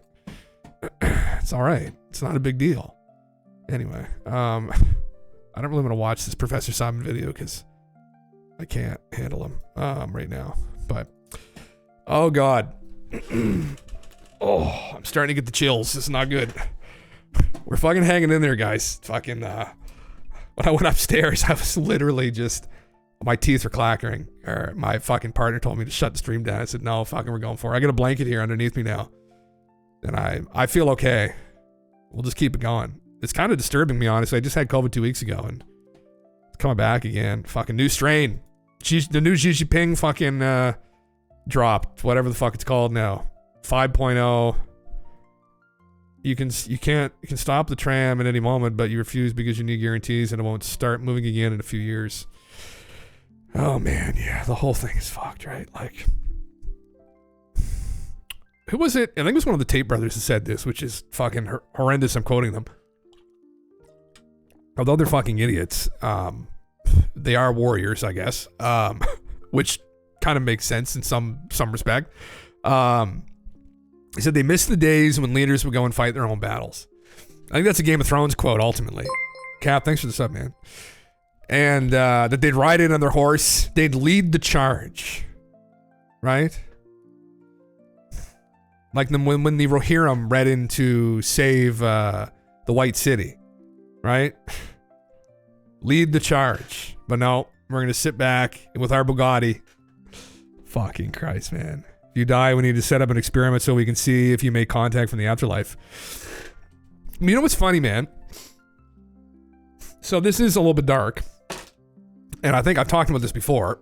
But my buddy who passed away, he was into literature. He's a crazy good bass player. He was into literature. He loved old literature. He loved reading. He loved reading all these eccentric books. I was like, holy fuck, like, I can never get through that. Anyway, he wasn't really into all these metaphysical discussions. Sorry. Fuck, the cold starting again. And we did agree at one point that if one of us passed away, we would reach out in some way. And that was the guy who came through the psychic that time. Which was, I mean, you know, it just different layers to it. It was a subjective thing for me that made it profound. But I didn't think of that actually until like a couple years later, where I remembered those conversations that we had where we had talked about that. I would just, you know, we'd walk, smoke a joint, and just, I talk about philosophy, or I talk about David Icke, or I talk about, you know, the reptilians, or I talk about, you know, the Andromedans. I talk about all this schizo shit I'm talking about right now. And he would just listen, right? Because he thought it was entertaining. In his mind, he's like, this is Jim's story. Like, this is his fiction. Like, that's how he looked at it, because he loved stories. And anyway, but we would sometimes, we made that pact. So it's interesting. Yeah. But yeah, man, absolutely. You'll feel a light, you'll feel a graze on your behind.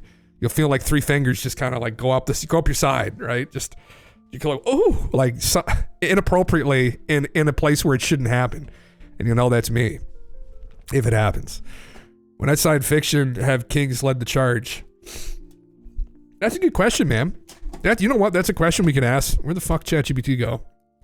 It hates talking to me now. History. Did leaders, kings, lead the charge? I actually don't know. Looks like they didn't like the dude not giving up Epstein files, so no. The optics on the whole Zelensky meme are ridiculous. You have to show the people for them to believe. Trump kicking him out of the White House, yeah. Head of FBI in New York forced out as DOJ investigates withholding of Epstein files. Oh my God. He was told resign or be fired on Friday. Oof. Cocked. Oh, here we go. Look at all these anecdotes. Sorry. I wish I could find a psychic to put me in touch with my friend that passed away in 2022. I spoke to him in a dream and feel like it was legit, but I want something more in a waking state. That happened with us too, man. We, me and my other good friend, I guess, well, anyway, I'm not going to just mention his name, but people know who he is, had a dream too. I think it was the night after I think he passed away, but we had a very, very vivid dream of having a long conversation with him. And there's like a psychological phenomenon. People try and attribute this to, it's just a brain coping. We have no fucking idea. It's a phenomenon we've observed. We have no idea what ultimately what it means, right?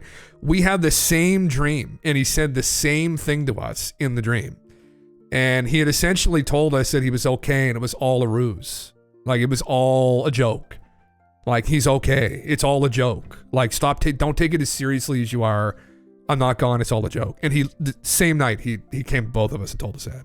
And we were both probably the closest people to him. So, just kind of interesting. I had the exact same experience. Yeah.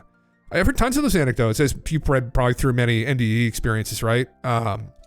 Which are interesting, where people have had similar things happen, where like their mother, they'll have some waking dream where their mother's sitting at the end of the bed just consoling them, be like, I'm okay, and it's very vivid, and you could try and chalk that up as some kind of psychological phenomena, and there could very well be something going on with that, but it's those little coincidences where it kind of spoke that it may have been deeper than that, but you just don't know, right? So like, the communication is against the rules. You do, man. Maybe in most instances it might be, but maybe there's an exception through great tragedy sometimes. And I think maybe that might be the case. I don't know, though. Yeah. My friend was an extreme atheist and told me he was wrong, and then there is so much in the afterlife, and apologized and said he was moving on and wouldn't be attending his funeral. Oh, really? Fuck. I didn't want to see what people were going to say about him.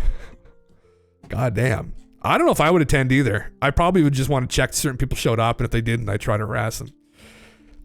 Leaders that ran into battles. Throughout history, many leaders and kings personally led the charge into battle, especially before the event of modern warfare, which obviously has changed, right?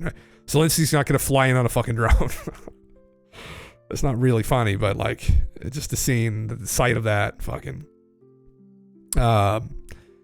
Alexander the Great, well, there's a good example. Yeah, led from the front in nearly every battle. Holy fuck. Julius Caesar, Hannibal Barca, yeah. Charlemagne, Richard the Lionheart, William Wallace, Edward II, Joan of Arc. Here in modern times, Gustavus Adolf of Sweden died a cavalry charge at the Battle of Lutzen. Really? Napoleon Bonaparte, there's a good one. Teddy Roosevelt, a future U.S. president, personally led the charge of the Rough Riders in the Spanish-American War. Jesus. King Albert I, tons of them. What it would have been like back then, man, to like be in Alexander's army and see that motherfucker on a white horse, probably almost naked, right? He was a very flamboyant guy with a big fucking sword, just screaming, riding in. Yeah, fuck. That stuff always I'm a pretty unemotional person a lot of the times, right? Now, man, one thing that gets me is that it's this scene from fucking Lord of the Rings, man. Every time it fucking almost makes me tear up. It's weird. Whatever it is, it's so fucking for Frodo, especially when you've gone through like every fucking movie, like when he says this, when he fucking turns around and the music goes. Holy fuck, so powerful. Because this is what at least all the men here. We all fucking died. This is what we did. Most of us didn't fucking make it. Oh, fuck, man. Just going to their death, right? Like running to their death. Oh, it's so fucking powerful. Man, probably gonna get a copyright strike for this, for Christ's sake. Man. They also thought Frodo had died. Yeah, that's exactly it, man. Yeah. And just ran in regardless, just to die with him. Like, it's just, it's like real shit. Like, there's a lot of fucking horse shit in our lives now that isn't real day to day. Like Karen at the fucking checkout because the mushrooms are molded. Like, you're like, fucking Christ. Like, and like, that's just so real and raw. And we've just, thank God this isn't happening like on the regular like it used to, but God, you would never have felt, that's the thing you have to ask yourself. It's like a life that is passive and doesn't have those moments versus like a long life that's quiet and peaceful versus a short life that's eventful like that. Like, what's a better life lived? I don't know, man. I don't know. It's hard to say. Yeah. He's gonna belly dance in the balance on the drone, man. They'll strap him to it naked. Fucking, they'll fly him in. Yeah. Attila the Hun. Oh, man. Well, fucking Genghis Khan is another one, man. Holy fuck. They also, yeah, fuck, man. I'm due for another watch. We just rewatched it, man, again. Oh, it's good. Should just sent the giant eagles and fuck them all. See, man, that's the argument, though, right? But that's like the deep kind of like, that's the deeper plot, I guess, that Tolkien had, where, because he was a pretty hardcore Christian, that there was a purpose to everything, right? And there were forces that wanted that to happen. I've heard a retort to that, because I always said that too, and someone like came at me and said, and they explained it. I was like, oh, where they were like, you know, the Eagles were only used to bring him back, but it was so that they would have the experience because the world needed stronger leaders, right? They needed Aragorn to kind of become who he was meant to be, not be Strider anymore. And so he needed to go through that to become that man. If the Eagles, a kid had killed everything, he wouldn't have charged in facing death. Like, it was character development, really. And if we're all in a play, if it's all simulation, you can look at it like that too in real life, maybe, if you're that fucking want to take that bend on it. But that they use the Eagles in the end to bring them home, but they served their purpose then. They served the purpose of like developing him into a good leader so it would never happen again. And someone told me that, and I said, holy fuck, that's like that. I was like, brother, you thought about this. He's like, yeah. I was like, that's great, because I never did. So carry that explanation for it. I liked it, yeah. Being in any Braveheart type battle is literally inconceivable to me. Oh man, the guts and shit, yeah. Not to be that guy, but the Eagles don't take orders from anyone. They're basically demigods. Is that in the lore? Yeah. It's better to burn out than to fade away. Yeah, man. That's yeah, like Kurt Cobain kind of deal. Tolkien was so tapped in. Oh man, he's like those are the guys that I consider to be like modern day prophets. Personally. Like that were in communication. If there was a guy I could think of that was in communication with something higher, I would probably think of a couple musicians, but artists like Tolkien would be one of them, where there was just such wisdom. Especially, I remember that wife beater I usually wear here, the gray one, that is like my nighttime shirt, usually. But someone got it from me years ago, and it's the Gandalf quote that is not for you to decide. All you have to decide is what to do with the time that's been given to you. As someone who's like obsessed with all of these other fucking things, it's like, you know, honing yourself in and not we're in the moment of catastrophe and death. Your mind would be racing everywhere, and just honing yourself in, like, is such wisdom. In a moment like that, when you're panicked, to hear something like that, it's like, fuck, like it just cuts through. Crazy shit, yeah. But wouldn't it have been cool to see giant eagles literally fucking the forces of darkness right at the gate? That happened in The Hobbit, man. Didn't that happen? We just rewatched The Hobbit too. That happened at the end with Thorin after Thorin died. The Eagles came in with Radagast, high on mushrooms. That's how we got them to come. Someone said Tolkien and I appear conservative. Fuck, what's up, man? Clutches his book, yeah. Arendelle was an elven king. Of him the harpers sadly sing. Oh my heavens, you seem like you're well read in this, man. I have not read the books, I will say that. I read The Hobbit. I have not read the main series. I attempted 2 years ago when I was young, when I was a kid, yeah. Yes, they're mythic creatures that typically don't care about meddling with the Middle Earth shit. Also, Sauron would have seen them coming. Also, the Eagles aren't immune to the Rings of Power. They would have been corrupted. Fuck, brother. Well, so there's a reason why. God damn it. Well, yeah, what a fuck. Oh, man. I just love it. I love it. To be completely honest, it's why, like, these apocalyptic narratives, like, kind of, when I was younger, intrigued me. Where I was like, oh, like something incredible. And obviously, I don't want everyone to fucking die. But the idea that things will be upset or you'll be called to adventure is really what it was. Like in The Hobbit, right? Like with Bilbo and Gandalf. Bilbo was like 50 some years old in the fucking Hobbit. Just out smoking his pipe, and he got called to adventure and went on this crazy adventure, right? And I was like, I've always wanted that, right? I've always wanted that. I could have facilitated that myself maybe, but I'm just lazy and I said I just want it to happen, you know. He did a simulation with AI of the Council of Elrond and had the Emperor of Mankind appear through a portal to help the Fellowship. He ended up summoning Mount Doom to bubble up through the ground and drop the ring into it. Story finished. Holy fuck, there you go. Fuck, man. Problem solved. Tolkien is life. Tolkien is the soul. Harry Potter is... We just watched Harry Potter. Or we're watching through it, actually, in the evenings now before we go to bed. We're watching through I don't think I'd seen the one we're on right now is like The Order of the Phoenix or something. I don't think I've ever seen that. Yeah, man, it was just, the school thing was cool. But yeah, it was so much deeper, right? Conservative. Like it just had a soul to it, the work. Yeah. Happy with this iteration of reality. This version of the simulation has created some pretty great stories. I mean, exactly. Look at these stories. Just, you know, we're in a different era now. We're in a much more intellectual place now than people were. Although they definitely had to contend with problems, but it's a different time, right? We're in a different time. Now we push a button and everybody dies. Before you had to actually go out and like swing a sword or an axe around. Like, fuck. Fuck me. I look at the bright side of boring life. To die would be an awfully big adventure. Bright side. It could very well too, though, man, right? And I think there's lots of people who've lived boring lives. Well, but define boring too. That's completely subjective, right? Like if you were to go to Alexander and say, brother, like, do you want to sit around, get high as fuck, drink a bunch of beers, and play Monster Hunter all night? He'd be like, what? I could go out and hunt real monsters. I'm like, no, but you could die doing that and hurt yourself. Like, I'm with the boys on here, grinding tempered monsters. Like, I don't need to fucking go out and do that. He wouldn't get it, right?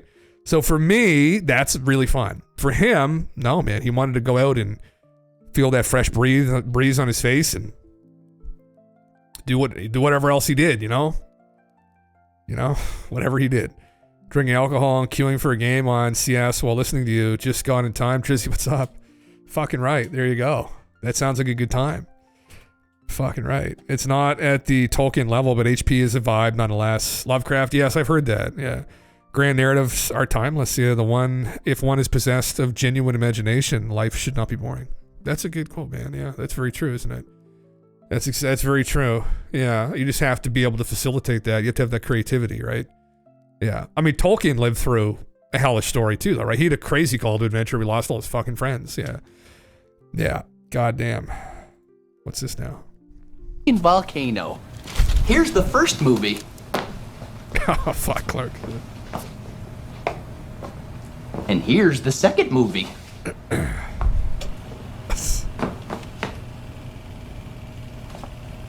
He is way off, loser. You ready for the third movie? Jesus Christ. Throws it in. Fucking A. Even the fucking trees walked in those movies. You know what? I've had enough of you. Your simplistic analysis of the trilogy aside, The Lord of the Rings was a massive achievement that even the Academy recognized when they gave Peter Jackson the Best Directing Oscar, an award your little friend George Toy Boy Lucas has never and will never win. Bones. Oh, sick burn. Let me tell you something. If Peter Jackson really wanted to blow me away with those Rings movies, he would have ended the third one on the logical closure point, not the 25 endings that followed. What's the logical closure point? Yeah, friend. Enlighten us. When fucking Frito wakes up from his little coma or whatever and the little hobbits are jumping up and down on his bed and Sam leans in the doorway and gives him that very fucking gay look. Not the rings, Randall. Say what you will about Jesus, but leave the rings out of this. I'm gonna kick your ass back to the Shire if you don't shut your fucking mouth. That look was so gay, I thought Sam was gonna tell the little hobbits to take a walk so he could saunter over to Frodo and suck his fucking cock. Now that would have been an Academy Award-worthy ending. Hey, faggot. They're not gay. They're hobbits. And then right after the Sam Frodo suck fest, right before the credits roll, Sam fucking flat out bricks in Frodo's mouth. I swear.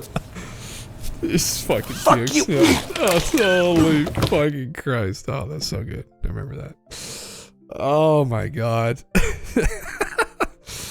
Oh God. It's definitely more watch. You haven't seen it, man? Oh my fuck. Yeah. Cult classic. He's evidently never read the books. No. He just wanted big booms. That's usually me, like, man, with most movies, like just big booms, you know. And like my partner hates it because she loves like horror movies and she's like, she likes all these eccentric horror movies. I'll just fall asleep. But big booms will keep me awake, like Transformers, Marvel movies. It's like, oh, you know, big booms. But I actually do love like good storytelling, but it's just so hard to find now. And I have a hard time getting invested into things that don't have elves, hobbits, and orcs. So, you know, in that order, maybe, I don't know. I need fantasy. Yeah, fuck.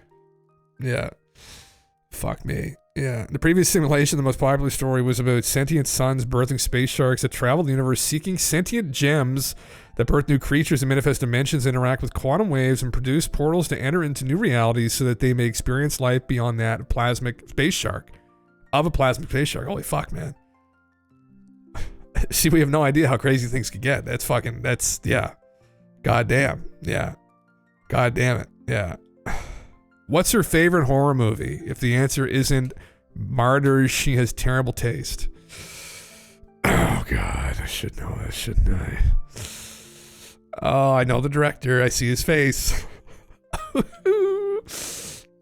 She likes, like, eccentric movies, too. Like I got her a Samurai Cop t-shirt for her birthday a couple years ago. I was subjected to this. But it was okay because it was a fucking meme. Like, she knows everything about the story and like what happened, and like the fact that the guy went insane halfway through filming and cut all his hair off. This kind of shit. So I know some of them, yeah. Yeah. Fuck me. I don't know if anyone's ever seen this before. Will I recommend it? I mean, if you like memes, yeah, I would fucking recommend it. Yeah. Yeah. Fucking Christ. Did you ever watch Tokyo Gore Police movie I mentioned? I told her. Yes, when she was streaming. I told her to watch that, Hendrix, because you mentioned it again, didn't you? Or was that another one? What was the other one you made? There was some, or was it you or Henry that mentioned that? There was another, oh, maybe it was a Korean one. I don't know. She probably did.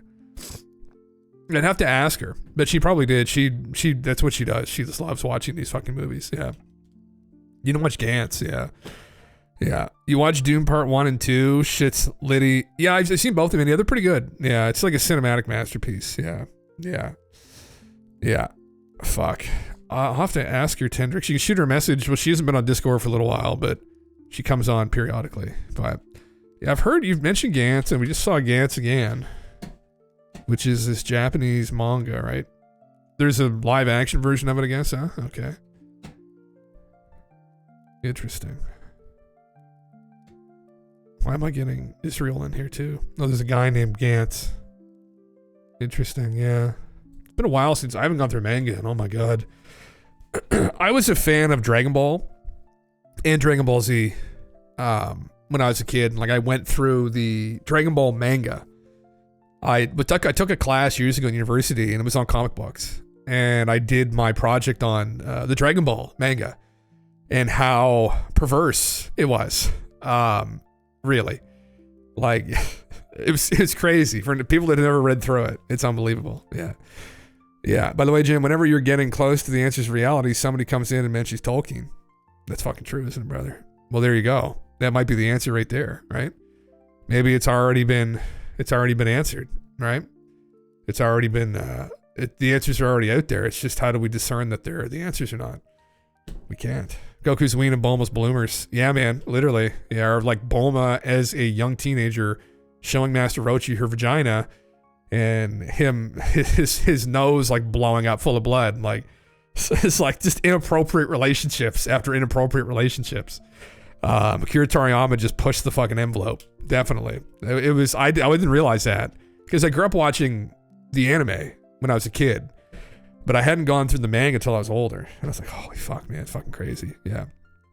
Yeah. The folks die, they get recruited to hunt aliens by a mysterious black orb, and they can earn points to redeem for upgrades or to resurrect dead players or even buy their freedom. Holy fuck. Interesting. Interesting. That's very interesting. You can probably just get it online, huh, man? Or is there an anime? Is there an anime or is it a manga? Manga series. Oh, there is an anime, though. TV series 2004. After their deaths, two teens are transported to an apartment with an ominous black sphere. Must participate in a gory alien hunting game. Interesting, huh? There's a lot of animes that people have told me to watch over the years. Like Death Note was one I tried to get into. JoJo's Bizarre Adventure I really enjoyed, although I had a hard time getting through the first season. But it's a pretty big fucking meme. Fuck, I can't remember the last one I watched. So maybe JoJo was the last name. No, it was Baki. I watched through. I'll leave this. I keep meaning. I will look into this, man, because like, you know, we need stuff. We usually watch stuff at night. I did enjoy Baki. Now, I didn't do fucking wrestling as a kid, but like, you know, I just kind of liked the vibe of the anime. Like, he's just kind of like Jack Badass. Like, I didn't watch the original one. I watched the Netflix one where he was like in prison or some shit, like fighting all these older men. Anyway, yeah. Oh, it's got an English dub. Nice. Yeah. I like the site WCO Stream for your YAR anime needs. I'll keep that in mind, man. WCO Stream. Interesting. We've got a streaming service that we use called MB on my smart TV, our smart TV. So we usually just use that. Yeah. Ninja Scroll's another one. Oh my god, I got so many fucking recommendations, huh? No, Ninja Scroll. Oh, it's on Netflix. Oh shit, it's fairly well regarded. Is this it? Interesting. Can I tell you about the books I bought last week? It was Magnificent Hall. Yeah, sure, man. Absolutely. Yeah, let's hear it. Love to hear it. Yeah. Looking for a replacement to Fantastic Planet as background visuals of his crawling around archive. Interesting. Is it? Yeah, I never heard of it. Oh, it looks sick. It's anime from like the 90s, late 80s, early 90s. It looks like. Man, I love it. Like, it's a shame for people that watch Dragon Ball Super. Oh my fucking God, I was angry. Oh man, like some of the stills from like the first, like the Japanese like edit. Holy fuck, like Goku's face, if you ever seen some of that shit, like holy fuck, it was bad. Like, where the fuck is it? I remember seeing this because I fucking oh,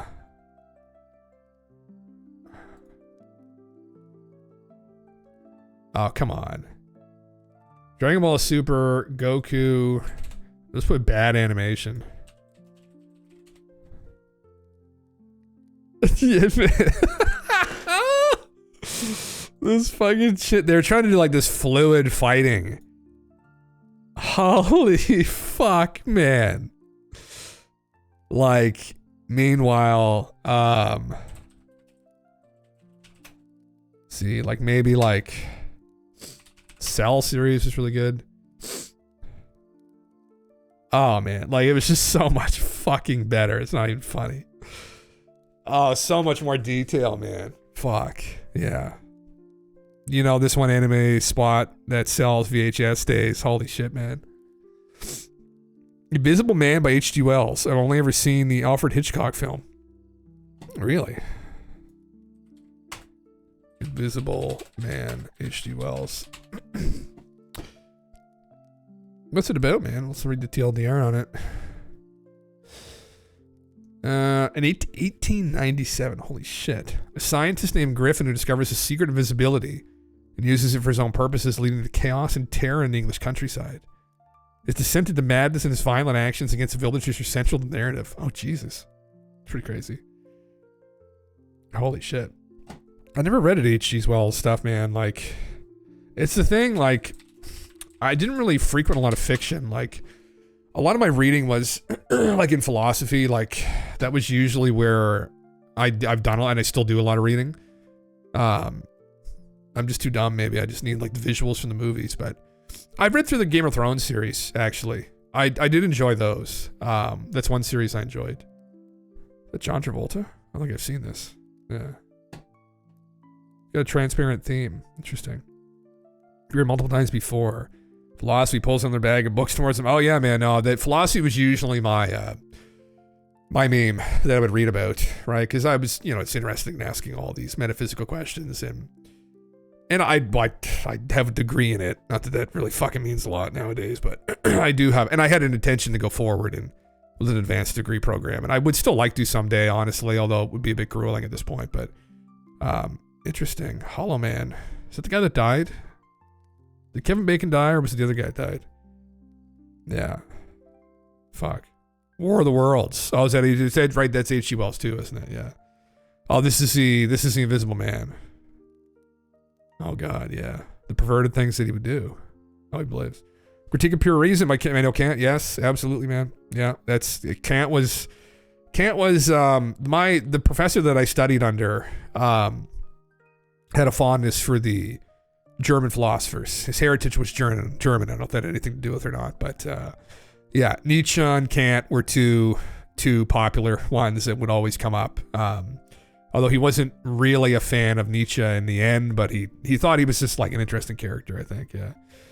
Yeah. Really interesting critique of pure reason. Yeah. Kant's an interesting character. You know, for me, a very intellectual guy, never like left his room. For people that don't know, like he was like the definition of an incel. Like lived and died in his room essentially. Kind of like Nietzsche. Like Nietzsche, although he was very avant-garde and very, very courageous thinker, he just kind of fell into madness, and you know, maybe should have just went out and lived his life a little bit more. And he was just obsessing over, very nihilistic, and just obsessing over it, and it's wrong, and just kind of a negative outlook. And I understand where he was coming from, but I liked the Socratic philosophers more, although they weren't as intellectual in some ways. We didn't know as much about the world, but they were much more like competent philosophers and intellectuals, I think. And that's what I liked about them personally. Yeah. And he's still like the metaphysician in philosophy, which is what I love. So, yeah. The Invisible Man. Cloud Rains was in the original black and white Invisible Man. Oh, interesting. Yeah. Well, you know a lot about the films. Holy shit, yeah. Christopher Lee in Lord of the Rings, man. Oh, really? Okay. Fuck yeah. Yeah.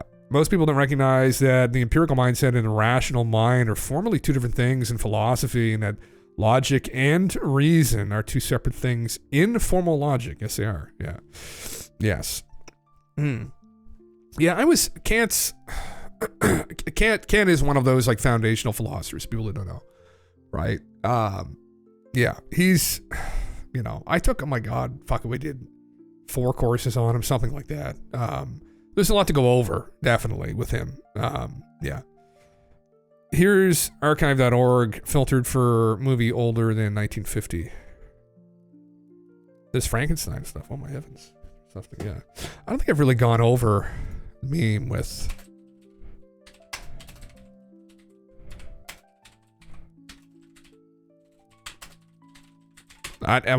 people probably aren't really want to get into this, but yeah.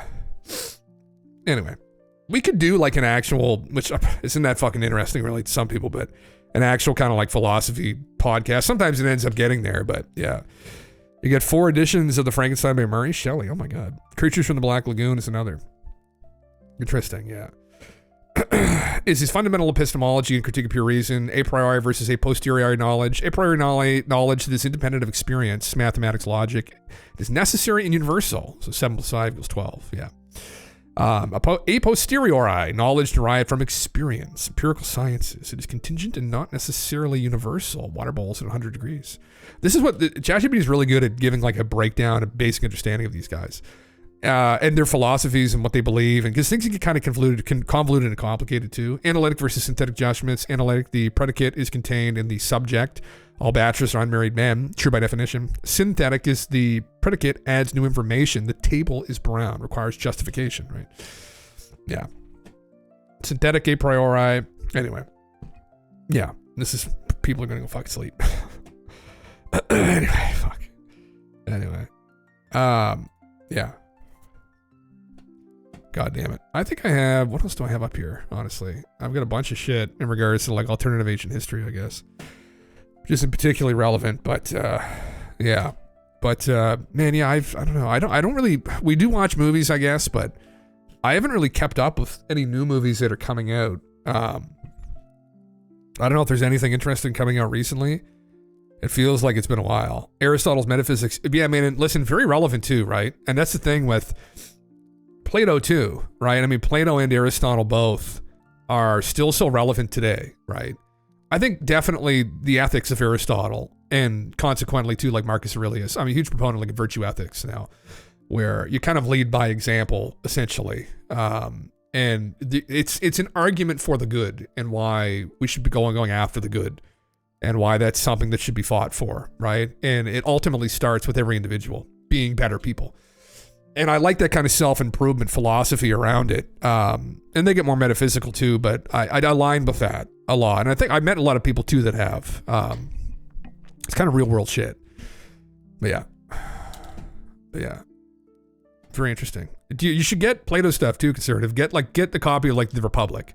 That's definitely something you can have. And they've got like broken up versions too. Like they got the Timaeus, Critias. They've got like different, they've got like individual sections too of some of his works. I was going to buy actually those two. They had it in a combined book at the bookstore because I reference them constantly because that's where Atlantis is mentioned for people that don't know in those dialogues specifically. So yeah. Yeah. My favorite philosophy movie is Dude, Where's My Car? Fuck yeah, brother. That's fuck yeah. Where are these keys? What are these keys? Where actually are we right now? What is all this? Yeah. Fuck. Janet and John go fishing. I almost read that as fisting. Janet and John go fisting, and Gingerbread Man are my favorites. Holy fuck. We're living in the 21st century now. Times have changed, right? Things get weird now. People should read Aristotle and their philosophy to appreciate physics more. They probably should, man. Yeah, well, like the foundation of the scientific method, right? Yeah. Really. It's funny that it's not taught in school, which is crazy. I never had any kind of education on any of the philosophers at all. Like not Plato, not Aristotle, nobody, right? Which is crazy. Yeah. No fisting for Janet. Yeah. Fuck. Yeah. The man from Earth. Fucking right. Oh, God. Yeah. What the fuck is this about now? Interesting. What is... I had this up, and this is obviously changing gears slightly. Archaeology exposed. Okay, it's not that long, actually. I follow this guy, not here. Oh, I am subscribed here, too. The Wandering Wolf. He's, fuck, did he just go to Lebanon? That's fucking crazy if he just went to fucking Lebanon right now. He went to Baalbek. Oh, man. Wow. Yeah. Yeah. Yeah, it's not philosophy, the bedrock of the pursuit of truth and the scientific method. That is literally the bedrock of philosophy, sir. That's exactly it, right? Yeah. We're after these objective truths, right? We're asking questions, and we're after these objective truths, you know. And I think that's a role of philosophy now, because back in the day, like tons of people, like mathematicians in the back of the day would be considered philosophers, and they still are to some degree. But it's more about asking questions as a discipline now. And some of these disciplines are out looking for the answers. So, yeah. Yeah, these are fucking crazy. I'll turn the volume on just here. We can listen to what he's talking about. Babies are insane. Holy incredible. Man. That's exactly the logic, man. The Giants did it. Look at this guy. Like I said earlier in the video, Austin's like 6 feet, 350 pounds. Look at him. The ones on top here, the size of a house. Man. That's crazy. That's crazy. That's like bigger than an 18-wheeler.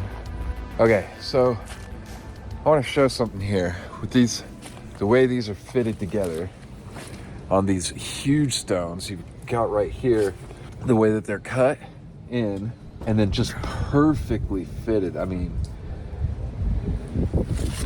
I don't even know if that's a seam. That's how tight that is. If this is one piece, it's really hard to tell.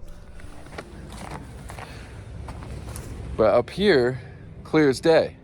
And it looks like there's similar examples of the way the edges are done. So here's a better example of where the space in between. That space, so you can see the space in between here, but some of these are so tightly fitted together. I mean, it's like perfection. Here's that perfect seam. And then if you go up above these foundations, you can see the difference. And here it looks like the construction is the same. Like they've tried to make these blocks similar, but the precision isn't as well done as this. I'm just like blown away and just having a blast just being on the outside of the entire structures. This might be one of the coolest sites I've ever been to. There's so much good stuff to look at here. All kinds of just it's crazy. Cut holes. Zachariah Sitchin used to bring tour groups there back before the world went to shit. And he would bring them held back where he was with the Trilithon stones. And they're huge fucking stones. I think those were some of them. I thought they were different colored than that. That might not be them. I thought they were even big. Yeah, here they are here. These ones here. Where are they? Where is he? Hold on. There's one view of the ones. I guess those kind of are them. And there's this stone here. In the audio. That they didn't get out of the bedrock. Which is just fucking crazy huge, man. Like, he used to bring tour guides here, or tour groups, and he used to tell everybody, yeah, the Anunnaki did this. And they were like, oh, really? I said, yes, absolutely, yeah. Romans didn't want to be seen as the only advanced civilization, so they borrowed the floor, yeah. That's literally what I think happened, man. That's not the official consensus, believe it or not. The official consensus is that the Romans built it. But there's no explanation on how they moved these, because they never moved stones quite that large. But they did move an obelisk out of Egypt, which is quite impressive. But some of these stones are unbelievably massive, and there's no other constructions that we know of. Maybe it was a one-off. Maybe they figured it out. No one knows. I don't think ultimately. It was either, you know, some pretty incredible human ingenuity that we've forgotten, or it wasn't them. So it's hard to fucking say, really. It's ultimately very fucking hard to say. Yeah. He wrote, man, I don't know if I want to go through that right now, though. Yangshan was just going to blow it out of the water, but now that I'm standing here, it's really hard to tell from what I remember being at Yangshan and now standing here. It's hard for me to say for sure. You know, I'm wondering just how far down does all of this go? And it also makes me start thinking about over at the ruins there at Baalbek, the main ruins, how deep down those go as well. I was talking about that when I was exploring that site and wondering holy shit. how much further deep down they go. So this is... See if they have any collection from Pliny the Elder. He's a Roman philosopher and historian. I forget what the book was called. Natural History, maybe? I think it was his book, yeah. So I'm down here, basically Who knows, at the man, bottom how they did it. Yeah. of the larger of the stones here, and the thing is massive. But now that I'm right up against it, yeah, I feel like I remember Yangshan being much bigger, but the thing is still just enormous. So just to give you an idea, this area is much smaller. I can't imagine that we're going to be here for too long because it's not a big site. The main features being the two I forget what they call it here, and there are some other cutouts and different things which are really 1900. Cool. Probably get in there and look around, and there's carvings and different stuff that you can kind of make out that I'll show. Fucking right, but I bud. imagine this is a quarry where they got some of the larger pieces for the ruins over at the main Baalbek ruins. As these are just huge. I hope they keep excavating for the here follow, and Royce. digging the site out. I mean, they've got retaining walls up and stuff all along. Crazy shit. But, you know, I'm hoping that they, like, continue building out this site. Because all up along the tops, all here behind me, you can tell this whole area has been quarried. And then, you know, whole parts here have been dug into. So there's actually like chambers that go back into these spaces. But you can see, like, I'm standing on a stone that was getting quarried. You can see inside some of these here. They're whole cave systems with more cutouts and carvings inside there. Like right here. Holy I think the shit, light's huh? a little better. You can Wow, what the fuck? see in there. Crazy spot. So, crazy. it's pretty cool. I am so curious if all of this here continues underneath all of this here. Man, yeah, it looks fucked. I'd love to go there. I mean, Lebanon's a sketchy place to go right now, right? So, yeah, I'm surprised he went there right now. I've heard, there's someone else that went too, another YouTuber, but you have to be really careful. Some terrorist groups that control the area, supposedly, so. Who the fuck knows? Yeah, anyway. Well, I, guys, to be completely honest, feel like absolute shit. My voice is starting to go. And, yeah, I've got a massive fucking headache. So I think I might actually end the stream a little bit early tonight, 2 hours early, roughly, because I want to come back tomorrow night. So we'll probably just leave it there. Fuck, man. I just had COVID, full disclosure, 2 weeks ago. And I had to kind of pull back at the gym because I noticed that I wasn't quite back up to par. I almost passed out at the gym. And fuck, man. It's coming back. Fucking head's pounding, throat's sore. Anyway, it is what it is. Yeah, man. I'm going to go, probably going to go to bed, actually. So, listen, guys, thanks for coming around. Good conversations as always. Appreciate it. And, yeah, listen. Hopefully I'll be back tomorrow. I plan on it. So, until then, everybody. Peace.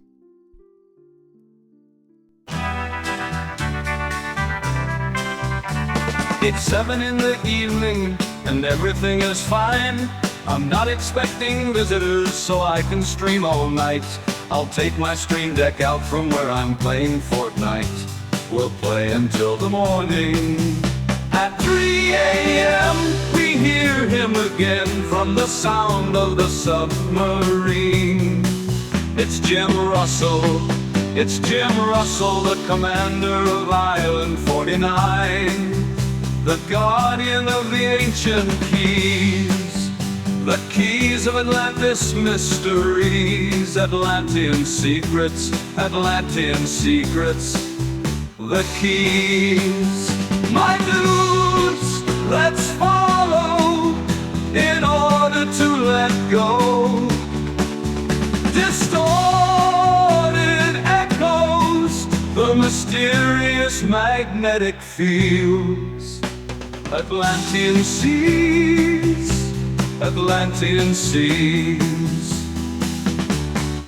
We have to swim through the ocean, the periscopic deception, ancient doorways that tremble before the subterranean castle.